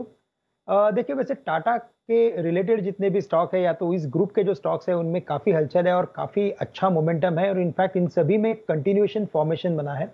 तो उसी ग्रुप से अगर एक स्टॉक अगर ले वो है टाइटन इंडस्ट्रीज। अगर यहाँ पे देखते हैं तो इसकी जो फॉर्मेशन है वो क्लियरली एक इंडिकेट कर रहा है कि इनका एक कंसोलिडेशन जो चल रहा था वो पूरा हुआ है। पिछले 7 या 8 दिन पहले इसने एक अच्छा वॉल्यूम और प्राइस ब्रेकआउट फॉर्मेशन बनाया था, उसी का कंसोलिडेशन था और मुझे लगता है ये कंसोलिडेशन अभी उसी एंड पॉइंट पे आ चुका है। तो करंट लेवल से अगर टाइटन अगर बाय करते हैं तो रिस्क रिवॉर्ड रेशो में काफ़ी अच्छा मिल रहा है। 1790 का स्टॉप लॉस रखें और 1850 से लेकर 1860 के टारगेट हम वापस देख सकते हैं। बट इवेंचुअली मुझे लगता है कि ये स्टॉक 2000 रुपये के लिए जा रहा है, तो करंट लेवल से बिल्कुल इसे बाय किया जा सकता है BTST के बेसिस पे। ओके, तो BTST करके जाएं। टाइटन में ये आपको मोमेंटम में आ रहा है। टाटा ग्रुप एक एक करके सभी टाटा ग्रुप स्टॉक्स आपको फोकस में आते हुए दिखेंगे। तो ये भी एक काउंटर है जिस पर आपको रखनी है नजर। नतीजों से पहले काफी अच्छे एक्शन में रहा, फिर थोड़ा कंसोलिडेशन हुआ। अब लग रहा है कि वापस टाइटन की बारी आपको आती हुई दिख रही है। कुछ और काउंटर्स जहां पर आपको मूव आते हुए दिख रहा है, क्योंकि आपने टाटा ग्रुप की बात करी तो टाटा पावर में भी एक अच्छी मूव आती हुई दिख रही है। सुबह भी एक मूव आई थी, फिर थोड़ा कंसोलिडेट हुआ स्टॉक, अब फिर से एक तेजी पकड़ते हुए दिख रहा है टाटा पावर। जरा राय दें इस पर हिमांशु जी, टाटा पावर पर जो ये फ्रेश मूव आ रही है कि यहाँ पर भी ट्रेड का मौका दिखता है, स्पेशली जो खबर अभी हमने हाईलाइट करी, सेमीकंडक्टर कारोबार में कंपनी एंट्री करने की तैयारी कर रही है Tata group, but of course Tata power भी फोकस में रह सकता है। बिल्कुल दीपांशु जी, देखिए स्टॉक ने एक लंबे समय की साइडवेज कंसोलिडेशन के बाद लास्ट वीक एक ब्रेकआउट दिया था और उसके बाद वापस से स्टॉक अपने सपोर्ट जोन को रीटेस्ट करने के बाद एक अपसाइड दिखाने के लिए तैयार है। इमीडिएट अपसाइड में 135, 136, 135, 136 पर एक छोटा हर्डल है। अगर स्टॉक उसको पार करता है तो मुझे लगता है कि स्टॉक एक बड़ा रनअप दिखा सकता है और शॉर्ट टर्म के पॉइंट ऑफ व्यू से स्टॉक में 150 रुपए तक के भी पोटेंशियल देखने को मिल सकते हैं। लेकिन पहले 135, 136 रुपए का एक हर्डल है, वहां तक का एक इमीडिएट व्यू लेके यहाँ पर खरीदारी की जा सकती है। फिलहाल 131 रुपए के स्टॉप लॉस के साथ बाइंग की सलाह है। ओके, तो ये है आपके लिए टाटा पावर। नजर रखिए 131 के स्टॉप लॉस के साथ खरीदारी करके चल सकते हैं आप। ऑयल इंडिया पर भी रखिए नजर, मुनाफा आपको आते हुए दिख रहा है 508 करोड़ रुपए का कंपनी पर। अभी अभी ये नतीजे आपकी स्क्रीन पर आते हुए दिखे हैं ऑयल इंडिया के और स्टॉक भी पॉजिटिवली रिएक्ट कर रहा है इस समय। आप अगर नजर डालेंगे घाटे से मुनाफे में आई है कंपनी। अगर आप साल दर साल देखें, तिमाही दर तिमाही देखें तो करीब 847 करोड़ से मुनाफा घटकर 508 करोड़ का आते हुए दिख रहा है। स्टैंडर्ड लोन लेवल पर मैं यहाँ पर बात कर रहा हूँ कंपनी के लिए। चलिए थोड़ी देर में और आपको डिटेल्स में इसके नंबर्स देंगे, बट फर्स्ट कट पर ऑयल इंडिया नंबर्स आपको तिमाही दर तिमाही देखें तो मुनाफे में थोड़ी गिरावट है और साल दर साल देखें तो घाटे से मुनाफे में आती हुई दिख रही है। कुछ और स्टॉक्स जहां पर आपको एक्शन बनते हुए दिख रहा है वहां पर भी आप डालिए नजर। जैन साहब, आज सुबह से मिड कैप आईटी में बढ़िया मूव आती हुई दिख रही है सर, और आपके दो स्टॉक्स जेंसार टेक्नोलॉजी सुबह काफी एक्टिव था और फर्स्ट सोर्स सोल्यूशन जो अभी काफी एक्टिव होते हुए दिख रहा है, बल्कि 200 के करीब फर्स्ट सोर्स आ गया इस समय 10% की तेजी के साथ। क्या चल रहा है मिड कैप आईटी काउंटर्स में सर, और अब इन लेवल्स पर खरीदारी करनी चाहिए या फिर काफी बड़ी मूव आ चुकी है?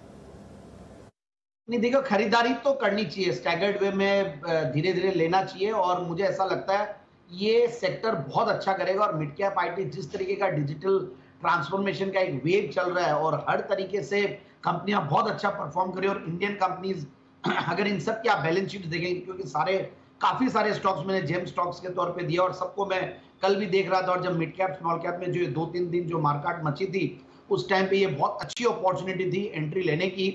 सो अगेन कोई भी करेक्शन आए तो उसमें खरीदना ही है। और फर्स्ट सोर्स तो देखिए 28 रुपए से कंटिन्यूअसली रेकमेंड करते हैं और अभी भी चल ही रहा, और मुझे लगता है कि ये सेगमेंट में और अच्छा ही करेगा। ये एक बहुत बढ़िया पॉजिटिव न्यूज एचजीएस के लिए थी, हिंदुजा ग्लोबल सॉल्यूशंस के लिए, तो वैसे ही ओवरऑल काफी हॉट है ये सेगमेंट। एंड जेंसार टेक्नोलॉजी तो ओवरऑल बहुत अच्छा लगता है, और ये बहुत बड़े बड़े ऐसे शार्प मूव्स भी नहीं दिए हुए हैं, कंसोलिडेट कर रहे हैं, हर क्वार्टर रिजल्ट्स अच्छे आ रहे हैं, so we have to keep tracking the quarterly results और क्वालिटी मैनेजमेंट हो, और मोस्टली आईटी स्टॉक्स में मैंने देखा कि क्वालिटी मैनेजमेंट ही है, तो ये एक रिस्क खत्म हो जाती है इस सेक्टर में। So continue holding this stock. बिल्कुल, और आज सुबह अनिल जी भी कह रहे थे कि quality mid cap small cap पर आप रखिए नजर, क्योंकि यहां पर पहले बाउंस बैक आते हुए दिखेगा, और बिल्कुल वैसा ही हो रहा है। आज मिड कैप आईटी ने कमान संभाली है। कुछ और मिड कैप्स जो हमारे एक्सपर्ट्स ने बात करी है पिछले कुछ दिनों के कंसोलिडेशन में अब वापस मूव दिखा रहे हैं, इस पर भी राय लेंगे। पर उससे पहले इंडेक्स पर राय देने के लिए तैयार हैं नितिन जी, स्वागत करते हैं उनका, निफ्टी के निशानेबाज नितिन मुरार का।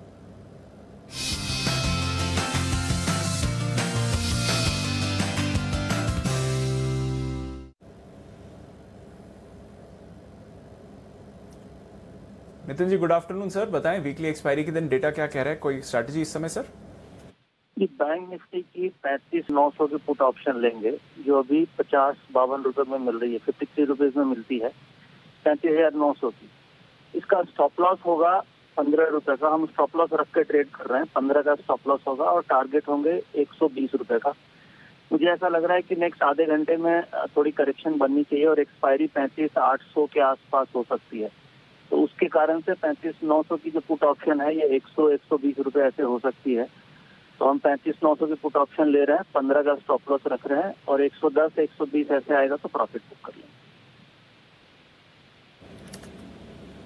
ओके, तो ये है आपके लिए बैंक निफ्टी पर नितिन जी की राय पुट ऑप्शन खरीदने की। निफ्टी पर कोई राय सर, किधर देख रहे हैं एक्सपायरी? एक्सपायरी निफ्टी की 16,300 से 16,350 के बीच में आनी चाहिए, और अभी 16,349-50 चल रही है।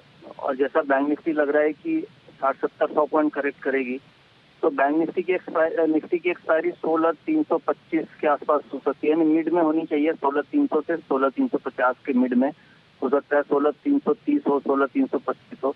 तो लॉजिक ये है कि इस लेवल से ऐसा लग रहा है कि 20-25 पॉइंट की निफ्टी में करेक्शन और बैंक निफ्टी में करीब 70-80 पॉइंट की करेक्शन क्लोजिंग में मिल सकती है।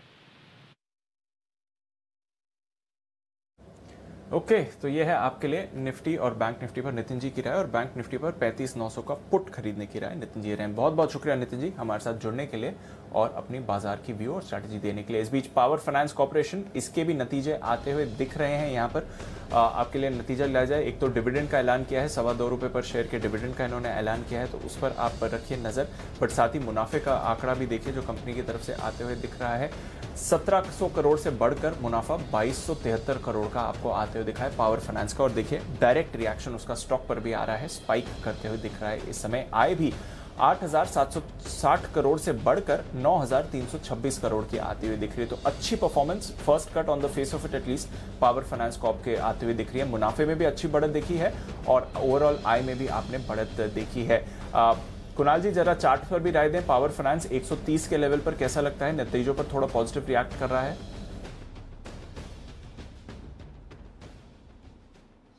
देखिए काफ़ी वॉलेटाइल है दीपांशु। 131 रुपये 50 पैसे पर एक रेजिस्टेंस दिखती है चार्ट पर, और आज आप देखें इन लेवल्स के ऊपर भी कुछ समय के लिए ट्रेड कर रहा था लेकिन टिक नहीं पाया। तो 131 हाफ पार होगा तो पीएफसी में एक ब्रेकआउट आता हुआ नजर आएगा, और मुझे लगता है कि फिर एक बड़ा मूव आएगा। वैसे भी पावर स्टॉक्स आज फेवर में हैं, लेकिन 131 हाफ के ऊपर ब्रेकआउट आना जरूरी है, उसके ऊपर ही खरीदारी करने की राय रही। ओके, तो 131 के ऊपर, 131.5 के ऊपर ही आपको ब्रेकआउट आते हुए दिखेगा पावर फाइनेंस। फर्स्ट कट पर आपको और स्टॉक भी उसी तरह पॉजिटिवली रिएक्ट करते हुए दिख रहा है। कुछ और स्टॉक्स जहां पर आपको बढ़िया मूव आती हुई दिख रही है, मैक्स हेल्थ केयर, इस पर हमने 2 दिन पहले भी बात करी थी, वागले साहब हाईलाइट भी करा था, अच्छी मूव आई, और जिस दिन ब्रॉडर मार्केट्स में बड़ी गिरावट थी उस दिन भी ये स्टॉक होल्ड कर रहा था, और आज एक फ्रेश मूव आ रही है।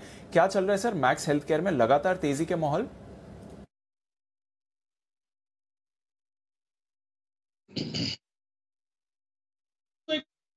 आज के दिन में आया है, मुझे लगता है ये मूव कंटिन्यू होनी चाहिए। 322-323 के करंट भाव पे मुझे लगता है ये 340 कम से कम जाना चाहिए, मे बी इवन 347-348 तक जा सकता है। आपको यहाँ पर या मे बी 317-318 के करेक्टिव लेवल्स पर बाय करना है। 310 का स्टॉप लॉस, 340-350 का टारगेट, 1 से 2 दिन का व्यू। ओके, तो 340 के टारगेट्स आपको आते हुए दिख सकते हैं। मैक्स हेल्थकेयर बड़ी मूव आ रही है पिछले कुछ दिनों से काउंटर में। प्राई वागले साहब के पास एक ट्रेडिंग कॉल भी तैयार है, चलते हैं उनके पास। बिगुल वागले का वंडर।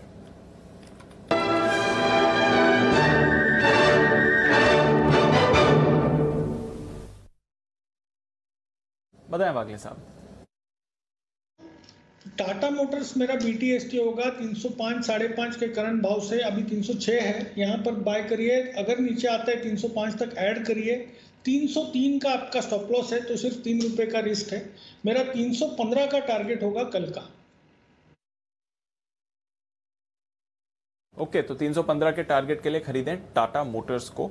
ये है राय आपके लिए वागले साहब की तरफ से। मोमेंटम में वापस आ गया है, सेमीकंडक्टर कारोबार शुरू कर सकती है टाटा ग्रुप, और उसका फायदा ऑफ कोर्स टाटा मोटर्स को तो होगा ही, बट पूरी ऑटो इंडस्ट्री के लिए भी अच्छी खबर है, क्योंकि ग्लोबली सेमीकंडक्टर की शॉर्टेज का काफी बड़ा इंपैक्ट इस स्पेस पर आते हुए दिख रहा है। और स्पेस से एक और कंपनी वरॉक इंजीनियरिंग, यहां पर घाटा आया है, पर घाटा कम होकर आया है। 308 करोड़ के घाटे के सामने आपको 230 करोड़ का यहां पर घाटा आते हुए दिख रहा है।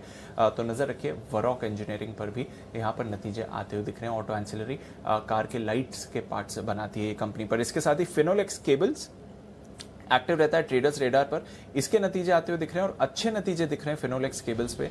अगर आप आय की बात करें तो 377 करोड़ से बढ़कर 675 करोड़ की यहां पर आय आई है फिनोलेक्स केबल्स की। और इसके साथ ही मुनाफे की अगर आप बात करें तो 44 करोड़ 44.5 करोड़ से बढ़कर मुनाफा 87 करोड़ का आपको आते हुए दिखा है। तो मुनाफे में भी लगभग 2 गुना आपने मुनाफा होते हुए देखा है इनका, और आय में भी अच्छी बढ़त है। कामकाजी मुनाफा भी डबल हुआ है, 34 करोड़ से बढ़कर 70 करोड़ का। मार्जिन्स का भी एक्सपेंशन रहा है। तो फिनोलेक्स केबल्स के आए हैं अच्छे नतीजे इस समय, और स्टॉक भी रिएक्ट कर रहा है। कुणाल जी, चार्ट्स पर देखें फिनोलेक्स केबल्स, अच्छे नतीजों का रिएक्शन, क्या राय देंगे सर?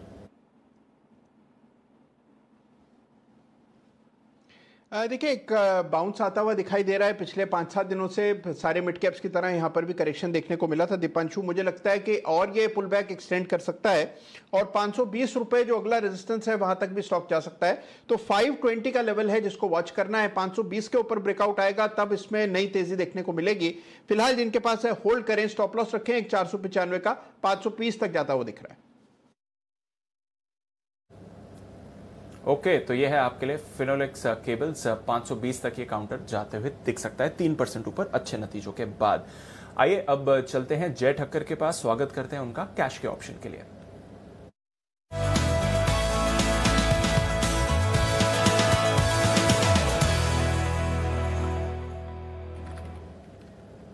गुड आफ्टरनून जय, बताएं क्या है इस समय की strategy? Very good afternoon to Deep and very good afternoon to Anil ji. Deep, सुबह 16,300 का कॉल लिया था, अब 16,350 का कॉल लेना है। 83 पर मिल रहा है ये, 18 अगस्त की एक्सपायरी का, नेक्स्ट वीकली एक्सपायरी का ही। इसमें स्टॉप लॉस आप लगाइए 44 का ऑन क्लोजिंग बेसिस, एंड ऊपर में जो फर्स्ट टारगेट इसका बनेगा Deep, that would be 119। Second target जो बन रहा है दैट इज 142, 119, 142, ये दो टारगेट्स के लिए खरीदना है। दीप, मेरा ये अनुमान था कि हम upper end of the range test करेंगे आज के दिन, एंड कल भी वही एंटिसिपेशन था, इनफैक्ट वो हो चुका है। मुझे ऐसा लग रहा है कि जो हिसाब से 16,300 पर अब बेस शिफ्ट हुआ है, ये रेंज का ब्रेकआउट भी आ सकता है यहाँ से। So risk reward point of view काफी अच्छा बन रहा है लॉन्ग साइड का ट्रेड, इसीलिए 16,350 का कॉल रेकमेंड कर रहा हूँ।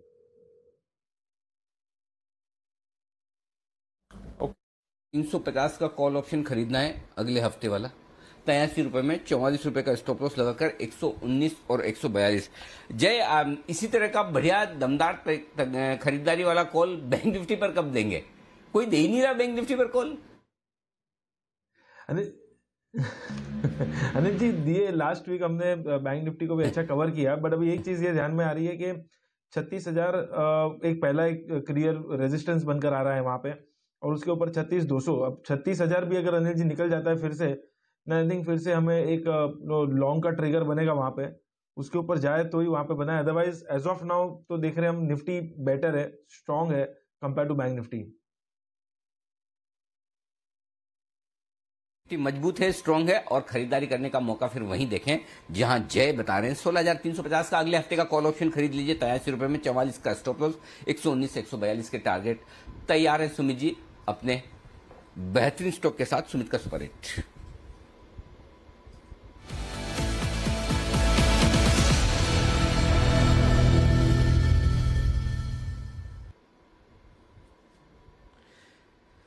बताएं सुमित जी।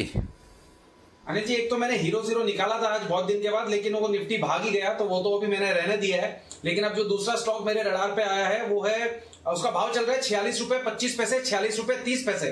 स्टॉक का नाम है एमएमटीसी। ये स्टॉक के अंदर पिछले 7 से 11 दिन के गिरावट के बाद आज पहला दिन है जब स्टॉक के अंदर एक स्ट्रॉन्ग कैंडल फॉर्म हो रही है। स्टॉक के अंदर एक तेजी का मूव देखने को मिल रहा है। मेरे को ऐसा लग रहा है कि एमएमटीसी के अंदर यहां से 50 का लेवल देखने को मिलेगा। 50 से 52 के टारगेट्स के लिए एमएमटीसी में यहां पे खरीदारी करें। 43 रुपए का नीचे में इमीडिएट सपोर्ट बनेगा, तो 43 के नीचे का क्लोजिंग बेसिस पे एमएमटीसी में स्टॉप लॉस लगा के होल्ड करें। जब तक ये लेवल्स हिट नहीं होंगे तब तक पोजीशंस होल्ड करके चलना है। ऊपर में पहला टारगेट बनेगा 50 रुपए का, फिर बनेगा 52 रुपए का। अगर 52 रुपए का लेवल टूटा तो ये रैली एक्सटेंड होगी। फिलहाल 50 से 52 के टारगेट्स के लिए एमएमटीसी में खरीदारी करके चलने का सलाह रहेगा। ओके, एनएमडीसी में खरीदारी करने की राय 50 रुपए के टारगेट के लिए, 52 रुपए के टारगेट के लिए। यह है सुमित जी की पसंद का शेयर, और साथ ही साथ 43 का लगाना है स्टॉप लॉस। आजकल पिक ऑफ द डे आ नहीं रहा, तो राकेश जी और कुणाल जी बहुत मतलब बेचैन से हो रहे हैं कि आजकल सुबह सुबह रिजल्ट सीजन जोरों में चल रहा है, तो आप पिक ऑफ द डे लेते नहीं। सिर्फ ज्यादा से ज्यादा एक दिन और, ज्यादा से ज्यादा सोमवार, मंडे से फिर, मंडे तो चलो पिक ऑफ द वीक ले ही लेंगे, तो मंडे से फिर से, क्योंकि रिजल्ट सीजन इस हफ्ते खत्म हो जाएगा। शुक्रवार शनिवार के रिजल्ट थोड़े सोमवार को रहेंगे भी, तो सोमवार को थोड़ा और प्रेशर है। बंसल जी चिंता न करें, उसके बाद आपसे पिक ऑफ द डे ली जाएगी, पिक्स ऑफ द डे ली जाएगी। जो आप जब देना चाहें तब तक के लिए आपके पास तो वो है ही है अधिकार pick of the day closing वाले शो में देने का। तो कुणाल जी और राकेश जी के लिए बिल्कुल पिक ऑफ द डे कल वाला आज ही।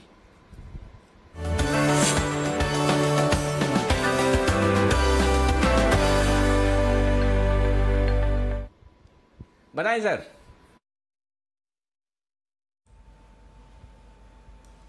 Anil ji, pick of the day है एलएनटी। इस पे पहले भी मैंने और कुणाल जी ने रिकमेंड करा हुआ है, और जिस तरीके का बड़ा वाला टेक्निकल स्ट्रक्चर है, बड़े वाले लेवल्स देखें तो इस स्टॉक के अंदर 1800 के लेवल्स देखने को मिलेंगे। 2019 के अनिल जी हाइस के ऊपर निकला है ये स्टॉक, और वहां पे कंसोलिडेट होकर दोबारा से एक बड़े अपमूव के लिए तैयार है। तो LNT short term, medium term, long term तीनों के लिए बढ़िया स्टॉक है, इसको मिस नहीं करना चाहिए। ओवर टू कुणाल जी।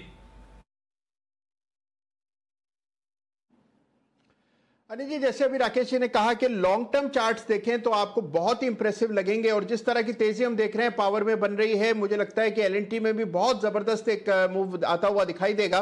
तो मौजूदा स्तरों पर बाय करके यहां पर चलें। 1600 पर एक छोटा सा स्टॉप लॉस रख लें तो 1600 का स्टॉप लॉस होगा। पहला टारगेट 1670 रुपए का, 1670 का पहला टारगेट, 1700 का इवेंचुअल टारगेट, जिसके लिए एलएनटी में हमारी खरीदारी कराए। 1670 से 1700 के टारगेट के लिए एलएनटी पर करें खरीदारी, इस पर है राय। हमने देखा सीमेंस पर कल एक बड़ा ब्रेकआउट आया था नतीजों के बाद। कमिंस के भी नतीजे बाजार के अनुमान मुताबिक रहे। एलएनटी काफी समय से अंडर परफॉर्म कर रहा है या फिर एक रेंज में ही रहा है, पर अब लग रहा है कि मूवमेंट के लिए है तैयार ये काउंटर। आइए देखते हैं जय को क्या पसंद आ रहा है। बिगुल उनके लिए जय का जैकपॉट।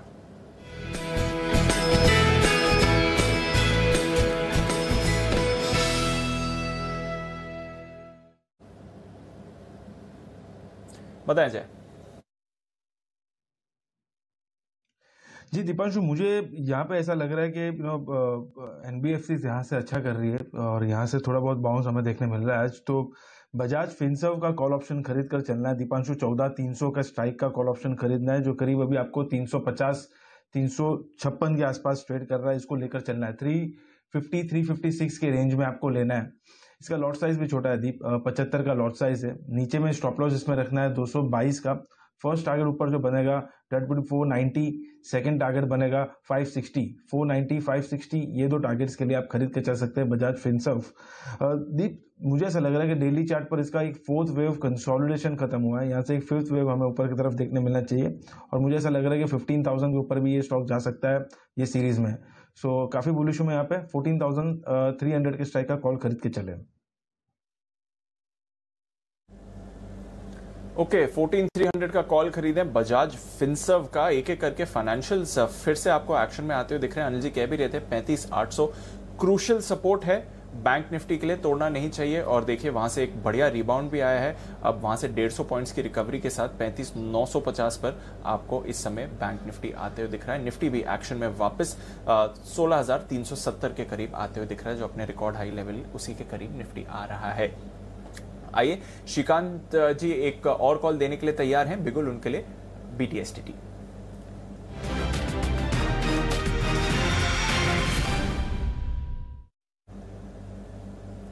बताएं श्रीकांत जी। दीपांशु देखिए, वैसे अगर फाइनेंशियल्स या इंश्योरेंस स्टॉक्स में अगर देखते हैं तो मुझे लगता है कि वहाँ पे इंश्योरेंस स्टॉक्स में हमने लगातार तेजी देखी है, स्पेशली SBI लाइफ और ICICI प्रूडेंशियल में। और हमें लगता है कि करंट लेवल से अगर लॉन्ग करना है तो ICICI प्रूडेंशियल को लॉन्ग किया जा सकता है। यहाँ पे भी एक बेहतरीन एक कॉम्प्लेक्स पैटर्न था, उसे इसने कंप्लीट किया है और उसके बाद का भी इसने एक ब्रेकआउट जनरेट किया है। तो करंट लेवल्स जो है वो तकरीबन 670 के करीब के हैं, तो 670 के करीब इसे बाय करें और 660 का स्टॉप लॉस रखें। टारगेट्स यहाँ पे 690 से लेकर 700 के नजर आ रहे हैं। और अगर इसके लॉन्ग टर्म चार्ट को देखें तो मुझे लगता है कि शायद ये स्टॉक 750 या 770 के लेवल्स भी दिखा सकता है। तो काफी एक स्ट्रॉन्ग फॉर्मेशन है, कॉम्प्लेक्स पैटर्न कंप्लीट हुआ है, तो करंट लेवल से बिल्कुल इसे बाय किया जा सकता है 660 रुपए के स्टॉप लॉस के साथ। ओके, तो 660 के स्टॉप लॉस के साथ ICICI प्रू पर करनी है आपको खरीदारी। 690 और 700 के टारगेट के लिए ये काउंटर आपको मूवमेंट दिखा सकता है। फिलहाल 670 के करीब कर रहा है ट्रेड। आइए ऑटो काउंटर्स पर है फोकस। हीरो मोटो के आने वाले हैं नतीजे, चलते हैं कुशल के पास जानने के लिए कैसे रहेंगे नतीजे। कुशल बताइए। दीपांशु, हीरो मोटोकॉर्प के नंबर्स जो हैं तिमाही आधार पर काफ़ी ज़्यादा कमज़ोरी दिखा सकते हैं, क्योंकि अगर आप देखें तो ओवरऑल जिस तरह का यहाँ पर जितने भी डीलर्स हैं वहाँ पर स्टोर्स क्लोज थे, तो कहीं ना कहीं उसका जो इम्पैक्ट है इनकी सेल्स पर, इनकी जो ओवरऑल वॉल्यूम्स हैं उस पर आता हुआ दिखा है। क्वार्टर ऑन क्वार्टर बेसिस पर करीब 35% की गिरावट हमें वॉल्यूम डिक्लाइन, जैसे इनकी आय करीबन 30% गिरकर 5,750 करोड़। ये मैं आपको क्वार्टर ऑन क्वार्टर एस्टिमेट्स बता रहा हूँ। सालाना आधार पर तो डेफिनेटली नंबर्स काफ़ी अच्छे दिख रहे हैं। करीब 93-94% की ग्रोथ सालाना आधार पर हमें आय में देखने को मिलेगी। दूसरी तरफ मार्जिन्स की तरफ आप नजर डालें तो क्वार्टर ऑन क्वार्टर बेसिस पर 14% से घटकर ऑलमोस्ट 11% के मार्जिन्स कंपनी दर्ज कर सकती है, क्योंकि ऑब्वियसली हमने देखा कि जो कमोडिटी इन्फ्लेशन हुई थी 30 से 40% की ग्रोथ वहां पर आती हुई दिखी थी, उसका इम्पैक्ट इनके ओवरऑल रियलाइजेशंस पर भी पड़ता हुआ नजर आएगा। इनफैक्ट कंपनी का जो मुनाफा है वहां पर भी ऑलमोस्ट 50% की गिरावट के साथ 435 करोड़ पर company quarter on quarter basis पर मुनाफा दर्ज कर सकती है, पर सालाना आधार पर 62 करोड़ के मुकाबले 435 करोड़ यानी कि 600% की गेन्स आपको यहां पर आते हुए दिखेंगे। अब आगे के लिए देखना होगा कि कंपनी के जो इलेक्ट्रिक प्लान्स हैं उसको लेकर आगे कंपनी क्या कमेंट्री करती है, साथ ही जो चैनल इन्वेंट्री लेवल्स हैं वहां पर कंपनी का क्या अपडेट है। तो इन दो चीजों पर हमारी नजर रहेगी ओवरऑल नंबर्स के साथ साथ हीरो मोटोकॉर्प में।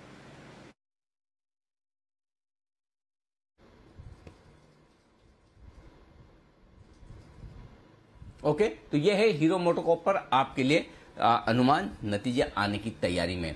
आइए बढ़ते हैं आगे। बैन से बेनिफिट आशीष चतुर्वेदी है तैयार।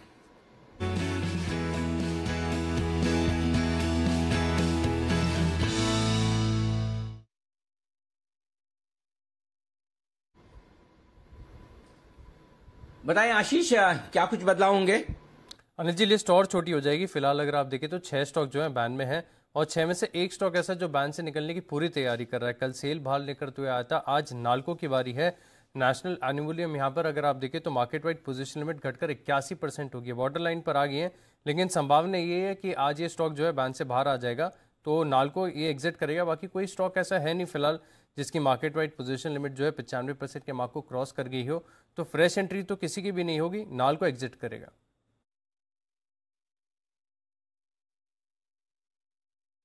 ओके, तो नाल्को एग्जिट करेगा, फ्रेश एंट्री किसी की नहीं होगी। चलिए अच्छी बात है। कल हमने देखा कल क्लोजिंग के बाद सेल की एग्जिट हो गई, अब लग रहा है कि नाल्को की भी एग्जिट हो जाएगी। एक्शन में दोनों काउंटर्स आपको आते हुए दिख सकते हैं। सेल तो आज ऑफ कोर्स एक्शन में था ही, सुबह स्पेशली हमने देखा काफी एक्टिव था, उसके बाद थोड़ी गिरावट रही। बट फाइनेंशियल थीम पर रखिए नजर, क्योंकि एक एक करके आपको फाइनेंशियल स्टॉक्स और स्पेशली एनबीएफसीज में थोड़ा एक्शन बनते हुए दिख रहा है। एल&टी फाइनेंस पर अभी अभी एक स्पाइक आया है। हिमांशु जी, कल एक ब्रेकडाउन था एल&टी फाइनेंस में, आज एक स्पाइक है। क्या ये एग्जिट का मौका होगा अगर किसी की लॉन्ग पोजीशन है, या फिर कल की गिरावट के बाद अब सपोर्ट लेकर स्टॉक फिर से मूवमेंट के लिए तैयार हो रहा है? देखिए दीपांशु की वैसे तो स्टॉक ये ओवरऑल एक डाउन ट्रेंड में है, लेकिन कल का जो क्लोज था और स्पेशली आज 85 रुपीज का जो क्रूशियल जो नेकलाइन था उसके ऊपर वापस से स्टॉक यहाँ पर एक रिबाउंड करने में कामयाब रहा है। तो मुझे लगता है कि यहाँ पर इसको थोड़ा समय दिया जा सकता है। कल के लोज लगभग 82 रुपीज हैं, उनका स्टॉप लॉस बनाकर यहाँ पर पोजीशन को फिलहाल होल्ड करें, क्योंकि जब तक स्टॉक 85 रुपए के नीचे क्लोज नहीं होता तब तक मेरा मानना है कि जो नियर टर्म जो टॉप का एक कंफर्मेशन है वो अभी तक नहीं आया है, और हो सकता है कि यहाँ से एक रिवर्सल वापस से स्टॉक में आते हुए नजर आए। अपसाइड में मुझे लगता है कि 88 से 90 रुपए तक का एक पुल बैक स्टॉक में आते हुए नजर आ सकता है।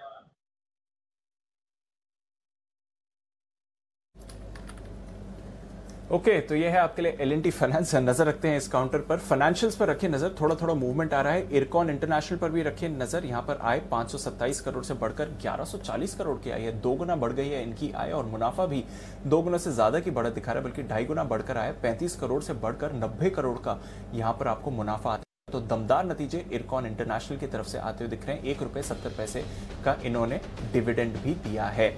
आइए चलते हैं अनिल जी के पास, वो दे रहे हैं अपनी एक कॉल बिगुल आज कल के 2000।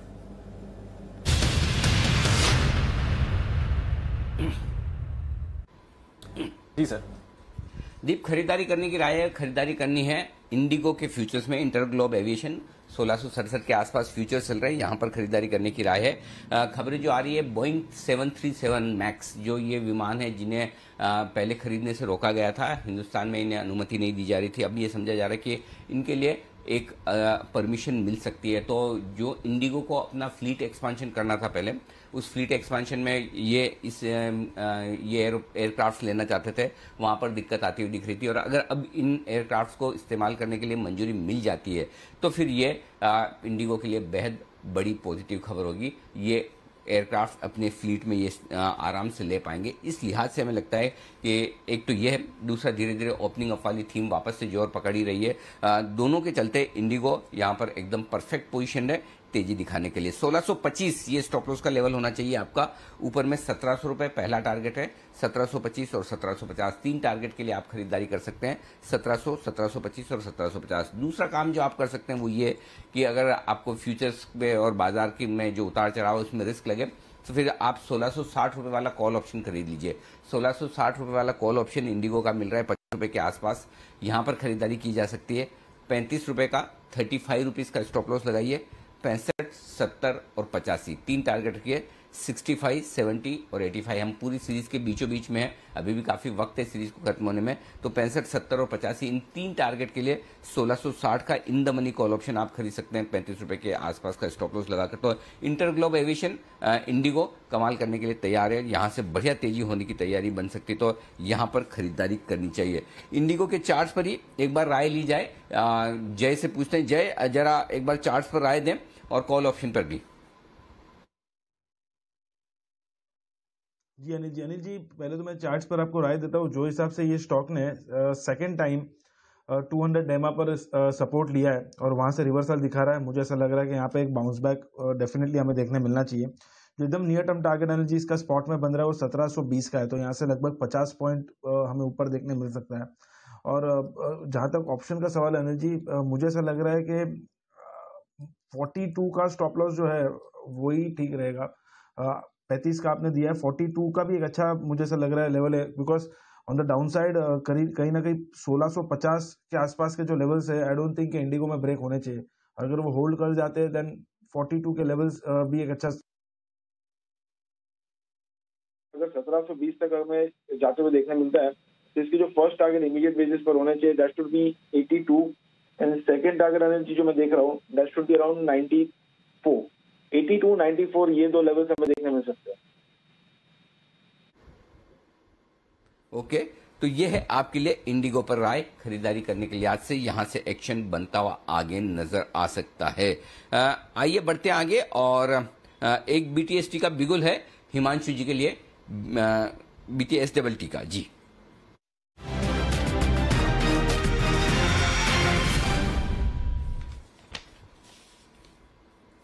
बताएं हिमांशु जी। जी अनिल जी, तो अनिल जी यहाँ पर मैं दो कॉल कवर करना चाहूंगा। पहला तो एक कैश सेगमेंट का स्टॉक है जो ब्रेकआउट पर आया है, वो है गैब्रियल। अनिल जी स्टॉक ने काफी दिनों से यहाँ पर एक अच्छा कंसोलिडेशन दिया, उसके बाद एक राउंडिंग बॉटम फॉर्मेशन का ब्रेकआउट यहाँ पर लास्ट वीक में दिया था, और पिछले 2-3 दिनों से जो हमने टर्मोइल देखा उसके चक्कर में स्टॉक ने करेक्शन भी दिखा दी। और स्टॉक में स्ट्रेंथ हमें ये इसी चीज से समझ आती है कि स्टॉक वापस से 2 दिनों में बहुत तेजी से रिबाउंड हुआ और अपने नए हाईज, नए 52 वीक के हाईज के आसपास वापस से पहुंचता हुआ नजर आया है। तो गैब्रियल इंडिया में अनिल जी खरीदारी की राय है। मुझे लगता है कि यहाँ पर एक स्टॉक में एक अच्छा ब्रेकआउट आता हुआ नजर आ सकता है। 156 रुपए का एक पहला टारगेट है, 164 रुपए का दूसरा टारगेट रहेगा अनिल जी। 146 के स्टॉप लॉस के साथ गैब्रियल में खरीदारी की राय है। साथ ही साथ अनिल जी एक टाटा मोटर्स पर अनिल जी अभी थोड़ी देर पहले आपने कवरेज की थी, वागले साहब जी ने भी इनको कवर किया। अनिल जी टाटा मोटर्स में बिल्कुल मेरा ऐसा मानना है कि स्टॉक में एक अच्छा ब्रेकआउट देने का पोटेंशियल है। एक अच्छा यहाँ पर एक कंसोलिडेशन का जो ब्रेकआउट है वो आते हुए देखने को मिल सकता है। तो यहाँ पर अनिल जी इसको प्ले करने के लिए 310 के स्ट्राइक का कॉल ऑप्शन खरीद कर चला जा सकता है। मेरा ऐसा मानना है कि स्टॉक 312 315 तक का टारगेट कल के सेशन में दिखा सकता है। तो 310 का स्ट्राइक का कॉल ऑप्शन लगभग 8 रुपए पर अनिल जी यहाँ पर टाटा मोटर्स का ट्रेड कर रहा है। मुझे लगता है 6 रुपए के स्टॉप लॉस के साथ यहाँ पे खरीदारी करें। 12 से 13 रुपए तक के टारगेट्स यहाँ पर आते हुए कल के सेशन में देखने को मिल सकते हैं। जी तो ये है आपके लिए राय टाटा मोटर्स पर आती हुई खरीदारी करने की। कॉल ऑप्शन के जरिए टाटा मोटर्स हिमांशु जी को पसंद है, टाटा मोटर्स वागले साहब को पसंद है, टाटा मोटर्स और भी किसी को पसंद है। अच्छा बाय द वे, हाँ, लाइफ लाइन यूज करने के लिए तैयार है विश्वेश जी। तो विश्वेश जी को भी फोन लगाया जाए, वो भी हमारे साथ थोड़ी देर में जुड़ेंगे। तो विश्वेश जी को भी एक बार हम कनेक्ट करने की कोशिश करेंगे। ऐसा लगता है कि कुछ न कुछ बेहतरीन कॉल वो भी देने की तैयारी में है इस वक्त। तो फिलहाल ये है एक्शन आपके लिए बाजार में। आखिरी 10 मिनट बचे हैं। दीप, चाहे तो आखिरी 10 मिनटों की स्ट्रेटेजी ले ली जाए 3-20 की। बिल्कुल सर, 3-20 की स्ट्रैटेजी। चलते हैं अनिल जी के पास आज की फाइनल मार्केट स्ट्रैटेजी के लिए।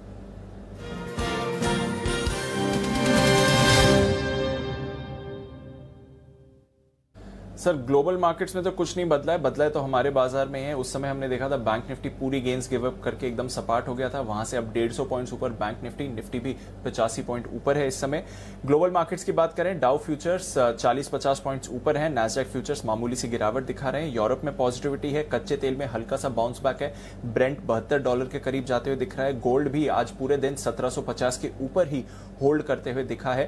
तो ठीक ठाक ही संकेत आ रहे हैं। जहां तक ग्लोबल मार्केट्स का सवाल है, सर बताएं हमें क्या करके जाना चाहिए।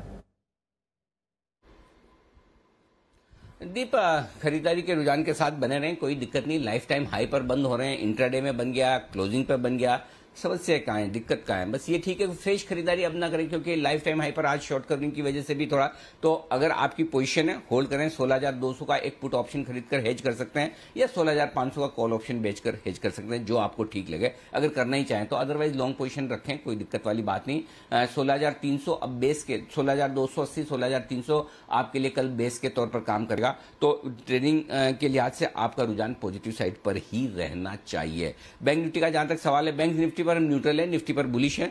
बैंक निफ्टी पर न्यूट्रल इसलिए कि 36,000 के ऊपर वापस बंद देगा तो हम पॉजिटिव हो जाएंगे। अदरवाइज जो चल रहा है ठीक है, 36,000 की तरफ तो आ ही रहा है बैंक निफ्टी वापस से, और ये यहां पर भी कहीं कोई दिक्कत वाली बात है नहीं, तो ये भी अच्छा पॉजिटिव रुझान। आइए बढ़ते आगे। विश्वेश जी तैयार है हमारे साथ। विश्वेश का विशेष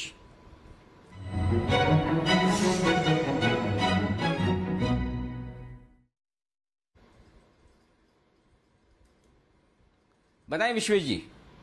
अनिल जी, खरीदारी करनी है 36,000 के 18 अगस्त के कॉल ऑप्शन में, करीबन 300 रुपए के आसपास चल रहा है। मेरा ये मानना है अनिल जी, बैंक निफ्टी में बहुत ज्यादा कंप्रेशन है, और कंप्रेशन का मतलब एक बहुत ही नैरो बैंड में ट्रेड कर रहा है, ऑलमोस्ट 8 ट्रेडिंग सेशन में। आज के ट्रेडिंग सेशन की बात करें तो अनिल जी, मैंने काफी दिनों बाद देखा है कि 200 पॉइंट की रेंज में पूरी एक्सपायरी निकाल दी और लास्ट में मूव आ रहा है। What is this indicating? It is indicating कि 36,500 37,000 की ओर बैंक निफ्टी जा रहा है। और मुझे ऐसा लग रहा है अनिल जी कि यहाँ पे जिस हिसाब से आईसीआईसीआई बैंक मूव कर रहा है, बजाज फिनसर्व मूव कर रहा है, शायद financials is going to lead from the front, और आईटी ऑलरेडी निफ्टी को सपोर्ट कर रहा है। तो अनिल जी 36,000 के बैंक निफ्टी के 18 अगस्त के कॉल ऑप्शन में खरीदारी की राय है। स्टॉप लॉस रखना होगा 200 रुपए के आसपास, और इस ऑप्शन पे 450 और 600 रुपए के टारगेट होंगे मेरे। ये अगले हफ्ते वाले ना, नेक्स्ट गुरुवार के, करेक्ट? जी जी सर, नेक्स्ट गुरुवार के। परफेक्ट। तो आजकल बैंक निफ्टी पर जबरदस्त हाथ जमा हुआ है विश्वेश जी का, और विश्वेश जी ब्रेकआउट के पहले ही भांप कर उसे खरीदारी करने की राय देते हैं। तो अगले हफ्ते का 36,000 वाला कॉल ऑप्शन खरीदना है आपको 300 रुपए में, 200 का स्टॉप लॉस, 450-600 का ये है आपके लिए लेवल जिस पर आपको करना है फोकस। फर्स्ट क्लास, परफेक्ट, बहुत ही बढ़िया विश्वेश जी, धन्यवाद। निफ्टी पर कोई टिप्पणी, आपकी विशेष टिप्पणी? अनिल जी, अगर कल आपको याद हो तो हमने 16,100 का कॉल ऑप्शन दिया था और ऑलमोस्ट 250 रुपए के जो हमारे टारगेट थे वो अचीव हो गए 16,300 के कॉल ऑप्शन में। तो एक अपडेट देना चाहता हूं कि कल हमारा निफ्टी का जो टारगेट था वो अचीव हो गया। मैंने क्लियरली कहा था कि निफ्टी 16,500 की ओर जा रहा है, तो बस 150 पॉइंट ही रह गया है। तो मुझे लग रहा है अनिल जी, निफ्टी को आईटी सपोर्ट करेगा और बैंक निफ्टी को तो मुझे लगता है आईसीआईसीआई बैंक फ्रंट से लीड करना चाहिए। ओके, तो ये है आपके लिए आईटी शेयरों के सपोर्ट से निफ्टी और आगे बढ़ने की तैयारी में विश्वेश जी की राय, खरीदारी करने की बैंक निफ्टी के कॉल ऑप्शन में 36,000 की तरफ बैंक निफ्टी तेजी से बढ़ता हुआ अब आगे की तरफ बहुत ही बढ़िया एक्शन भरपूर होता हुआ दिख रहा है। कई सारे स्टॉक्स तगड़े एक्शन में आते हुए दिख रहे हैं। एक और स्टॉक है जहां पर एक्शन भरपूर है। श्रीकांत जी, जरा इसके चार्ट देखिए, अगर देख पाए तो इंडिको रेमेडीज 16% मजबूत है, नतीजों के बाद 512 रुपए के आसपास तगड़ी तेजी होती दिख रही है। बिल्कुल, इनफैक्ट अनिल जी, अगर यहाँ पे इसके ब्रॉडर पैटर्न को देखें तो इसने काफी अच्छे एक स्विंग ब्रेकआउट में कन्वर्ट हुआ है और एक बड़े फॉर्मेशन को उसने बुलिश ब्रेकआउट में कन्वर्ट किया है। तो 512 के करीब ट्रेड कर रहा है, बट अगर आप इसके एक नेक्स्ट इमीडिएट एक्सटेंशन लेवल को देखते हो तो मुझे लगता है कि तकरीबन ये 580 के करीब जा सकता है। तो करंट लेवल से काफी अच्छा बड़ा ब्रेकआउट है, करंट लेवल से ही बाय करें। आज के दिन में नो डाउट काफी बड़ा है, लेकिन अगर यहाँ पे पोजिशनल अगर व्यू है तो बाय करें और स्टॉप लॉस रखे यहाँ पे 480 रुपए का, क्योंकि टारगेट 580 से लेकर 600 रुपए के हैं। तो इंडिको रेमेडी को करंट लेवल से बाय किया जा सकता है। ओके, तो ये है आपके लिए राय इस समय इंडिको रेमेडीज। नतीजों के बाद जबरदस्त रिएक्शन इस काउंटर पर आपको आते हुए दिखा है और स्टॉक भी बढ़िया तेजी इस समय पकड़ रहा है। चलिए, क्लोजिंग से पहले कुछ फाइनल कॉल्स ले लेते हैं हमारे एक्सपर्ट्स की तरफ से, क्या करके जाना चाहिए, किस तरह की पोजीशन से रखनी चाहिए। अपोलो टायर्स पर भी एक अच्छी मूव आई थी, नजर रखिए उस काउंटर पर। जेके टायर्स एक और काउंटर जो अच्छा मूव दिखा रहा था। सुमित जी, इस पर आपकी राय लेनी थी, क्या राय देंगे सर? जेके टायर्स बढ़िया मूव आई है, पोजीशन कैरी करें अगर किसी ने लिया है ट्रेड यहाँ पर? बिल्कुल कैरी करके जाना चाहिए। ऑटो चल रहे हैं तो टायर चलना ही है, टायर के साथ ही चलेंगे, ऑटो अकेले नहीं चल पाएंगे। तो जेके टायर के अंदर पोजीशंस होल्ड करें। ऊपर में 165 का लेवल टूटने के बाद 175 से 180 रुपए तक का मूव जल्दी शॉर्ट टर्म में जेके टायर के अंदर देखने को मिल सकता है। पोजीशंस होल्ड करके चलने का सलाह रहेगा।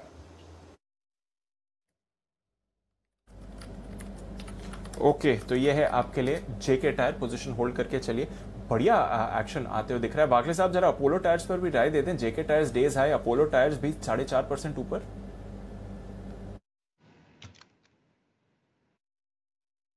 दीपांशु, बाउंस बैक है, मुझे लगता है ये 230 तक ये मूव जानी चाहिए। 230 के ऊपर अगर सस्टेन करता है फिर 240 245 तक जा सकता है। फिलहाल मेरा टारगेट 230 का ही है, तो अभी 4-6 रुपए के लिए लेने का मतलब नहीं है। ओके, तो फिलहाल अब लेने का मतलब नहीं है, बट आज सुबह ओपनिंग पर ही अनिल जी ने कहा था कि ऑटो स्टॉक्स पर आपको रखनी है नजर, क्योंकि वहां पर आपको आज एक्शन दिखेगा और ऑटो स्टॉक्स पर ही एक्शन रहा है। ऑटो की कंपनीज के नतीजे भी आने वाले हैं, अशोक लेलैंड, हीरो मोटो, वहां पर भी हमारी नजर है। पर नजर है एनएमडीसी, 3,190 करोड़ का मुनाफा आते हुए दिखा है। हमारे अनुमान से बेहतर है ये मुनाफे का फिगर एनएमडीसी की तरफ से। तो फर्स्ट कट मुनाफा अनुमान से बेहतर आया है एनएमडीसी का। साथ ही 6,510 करोड़ की आपने आय आती हुई दिखी है, उस पर भी आप नजर रखिए। हमने अनुमान लगाया था आय पर यहाँ पर 7,463 करोड़ का। तो आय थोड़ी अनुमान से कम आई है, बट मुनाफा अनुमान से बेहतर आते हुए दिखा है इस समय एनएमडीसी का। कुछ और भी फैक्टर्स हैं इनके नतीजे में। आयरन ओर की प्राइसिंग कैसी रही है, वहां पर हमें रखनी पड़ेगी नजर, क्योंकि ऑफ लेट हम देख रहे हैं कि आयरन ओर के प्राइसेस में दोबारा गिरावट आती हुई दिख रही है। बट ऑफकोर्स जो पहला साइकिल आया था उसमें काफी बेनिफिट हुआ था, और वैसे भी अगर आप देखें तो 1937 करोड़ से बढ़कर आय 6,500 करोड़ की आती हुई दिखी है। एक क्विक कॉल एनएमडीसी पर सुमित जी आपकी तरफ से।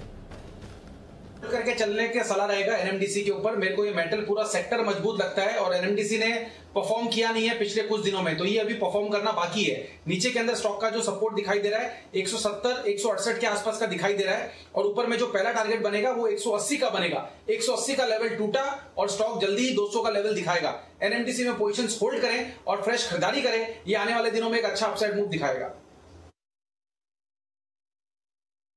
बिल्कुल, और साथ ही पेज इंडस्ट्रीज के भी नतीजे आपके साथ आते हुए दिख रहे हैं, तो दोनों कंपनीज के नतीजे साथ में आए हैं। घाटे से मुनाफे में आई है कंपनी, जो हमने अनुमान लगाया था, और हमने अनुमान लगाया था 2 करोड़ के मुनाफे का, मुनाफा आया है आपका 11 करोड़ का। तो चलिए, अच्छी बात है कि घाटे से मुनाफे में आई है और मुनाफा अनुमान से बेहतर भी आया है। 50 रुपए प्रति शेयर का इन्होंने डिविडेंड का ऐलान भी किया है। इनके रेवेन्यूज भी आपको आते हुए दिखे हैं करीब 501 करोड़ रुपए के। तो अच्छी परफॉर्मेंस पेज इंडस्ट्रीज की भी। अब ज्यादातर रिएक्शन कल ही आएगा, आज थोड़ा आपने सुस्त देखा है, बट एटलीस्ट घाटे से मुनाफे में आई है पेज इंडस्ट्रीज। आइए फिर क्लोजिंग की तरफ चलते हैं, और बाजार में एक्शन भरपूर रहा है। एक बार फिर से नए रिकॉर्ड्स आपको लगते हुए दिखे हैं, और नई रिकॉर्ड क्लोजिंग आने वाली है 16,300 बल्कि 16,350 के ऊपर पहली बार निफ्टी क्लोजिंग के आसार देगा, और आराम से 35,800 के लेवल्स डिफेंड करते हुए 36,000 के करीब निफ्टी बैंक क्लोजिंग देने के लिए है तैयार। आज सहारा मिला है पावर स्टॉक से, आज सहारा मिला है आपको ऑटो काउंटर से, और टुवर्ड्स द एंड बैंक्स और फाइनेंशियल्स में भी बढ़िया तेजी बनी है। पावर ग्रिड 6% ऊपर, टॉप गेनर इस समय बाजार का। नतीजों का रिएक्शन इस काउंटर पर आपको आते हुए दिखा है। टेक महिंद्रा 4.5% की तेजी, HCL टेक्नोलॉजीज रिकॉर्ड हाई पर, इन्फोसिस रिकॉर्ड हाई पर, विप्रो में भी आपने दी खरीदारी। तो IT स्टॉक्स 2-3 दिनों से बाजार का सहारा बने ही हुए हैं। इसके अलावा टाटा मोटर्स सेमीकंडक्टर कारोबार में टाटा ग्रुप एंट्री करने के लिए है तैयार। L&T पर खरीदारी आती हुई दिख रही है। ICICI बैंक इस पर पॉजिटिव एक्शन, HDFC बैंक एक बार फिर से पॉजिटिव, कोटक बैंक में भी आपने पॉजिटिविटी देखी है। दूसरी तरफ आयशा मोटर्स नतीजों से पहले सुस्त, डॉक्टर रेड्डीज एक बार फिर से गिरावट, हालांकि हल्की गिरावट थी। IOC पर आपने वीकनेस देखी है। BPCL के नतीजे कुछ खास नहीं रहे, 0.5% कमजोर, और रिलायंस इंडस्ट्रीज भी 0.5% नीचे ही बंद हुआ, पर ब्रेथ आज काफी बेहतर थी। ज्यादातर आपने पॉजिटिव ही देखे हैं निफ्टी पर। वायदा कारोबार की बात करें तो बढ़िया तेजी भारत फोर्ज में नतीजों के बाद 6.5% ऊपर। अपोलो टायर्स, IRCTC 1:5 का स्टॉक स्प्लिट भी इस काउंटर में, साथ ही Mphasis, Coforge, mid cap IT के टॉप गेनर्स। अपोलो हॉस्पिटल्स में आपने मूवमेंट है। टॉरेंट पावर यहां पर अच्छी खरीदारी। महानगर गैस, कॉनकॉर सुबह से ही एक्टिव था, और बढ़िया तेजी के साथ ये काउंटर बंद हो रहा है। सर्किट भी लगे हैं ढेरों स्टॉक्स में आज के ट्रेडिंग एक्शन में। VIP इंडस्ट्रीज पर नजर रखिए, दमदार एक्शन सुबह से दिखाता हुआ। वक्रांगी पर भी 20% का सर्किट, यहां पर भी अच्छी तेजी। इंडोको रेमेडीज 18% ऊपर ये काउंटर। फोर्स सोर्स सोल्यूशन यहां पर तेजी। JK tyre, Sundaram fasteners, Max health care, Aegis logistics, IRB infra, Gujarat fluoro, इन सभी स्टॉक्स पर आपने दमदार प्रदर्शन देखा है। तो अनिल जी, बढ़िया दिन, रिकॉर्ड क्लोजिंग, पहली बार 16,350 के ऊपर निफ्टी क्लोज आउट होते हुए दिख रहा है सर, और बैंक निफ्टी भी 36,000 से ज्यादा दूर नहीं, जो प्रोविजनल क्लोज का नंबर आया है इस समय सर। बिल्कुल दीप, और एक चीज बताना चाहता हूं, जिन लोगों का मूड खराब है, जो लोग 3-4 दिनों से दुखी है, जो लोग कहते हैं कि मैं एक भी दिन अभी तक मतलब हमेशा तेजी की बात करता हूं, आपको बता दूं कि जब से निफ्टी की शुरुआत हुई है अब तक के मतलब मेरे ख्याल से मतलब 1995-96 जहाँ से भी निफ्टी की शुरुआत हुई है, ये अगस्त के सबसे बेहतरीन 12 दिन है। पहले 12 दिनों में अगस्त में पहली बार मतलब निफ्टी सिर्फ एक दिन नेगेटिव बंद हुआ है, सिर्फ एक दिन नेगेटिव बंद हुआ है। 12 में अभी तक के जो 12 दिन निकले हैं अगस्त के, उसमें से एक ही नेगेटिव क्लोज मिली है। तो अब कैसे हम नेगेटिव हो सकते हैं बताइए। तो जाहिर सी बात है कि जब इतनी बढ़िया क्लोजिंग आपको मिल रही है अगर, तो उसके बाद कहाँ चिंता करने की ज़रूरत है। तो बढ़िया मार्केट है, डरिए घबराइए मत। आज आई एम श्योर सबके मिड कैप्स में भी जो सबको शिकायतें थी वो काफ़ी हद तक कम हो गई होगी। दूर ना भी हुई हो तो काफ़ी लोगों की तो दूर भी हुई होगी। अगर आपकी भी दूर हो गई, आपके भी दाम आ गए हैं उन सारे मिड कैप स्मॉल कैप शेयरों को, तो बधाई, नहीं तो कम से कम आपकी शिकायतें कम तो ज़रूर हुई होगी। आइए आप सभी से विदा लेने का वक्त है। कुणाल जी, राकेश जी, वागले साहब, श्रीकांत जी, सुमित जी, जय ठक्कर साहब, किरण जी, जैन साहब, आप सबका बहुत बहुत शुक्रिया। हिमांशु जी का भी बहुत बहुत धन्यवाद हमारे लिए वक्त निकालने के।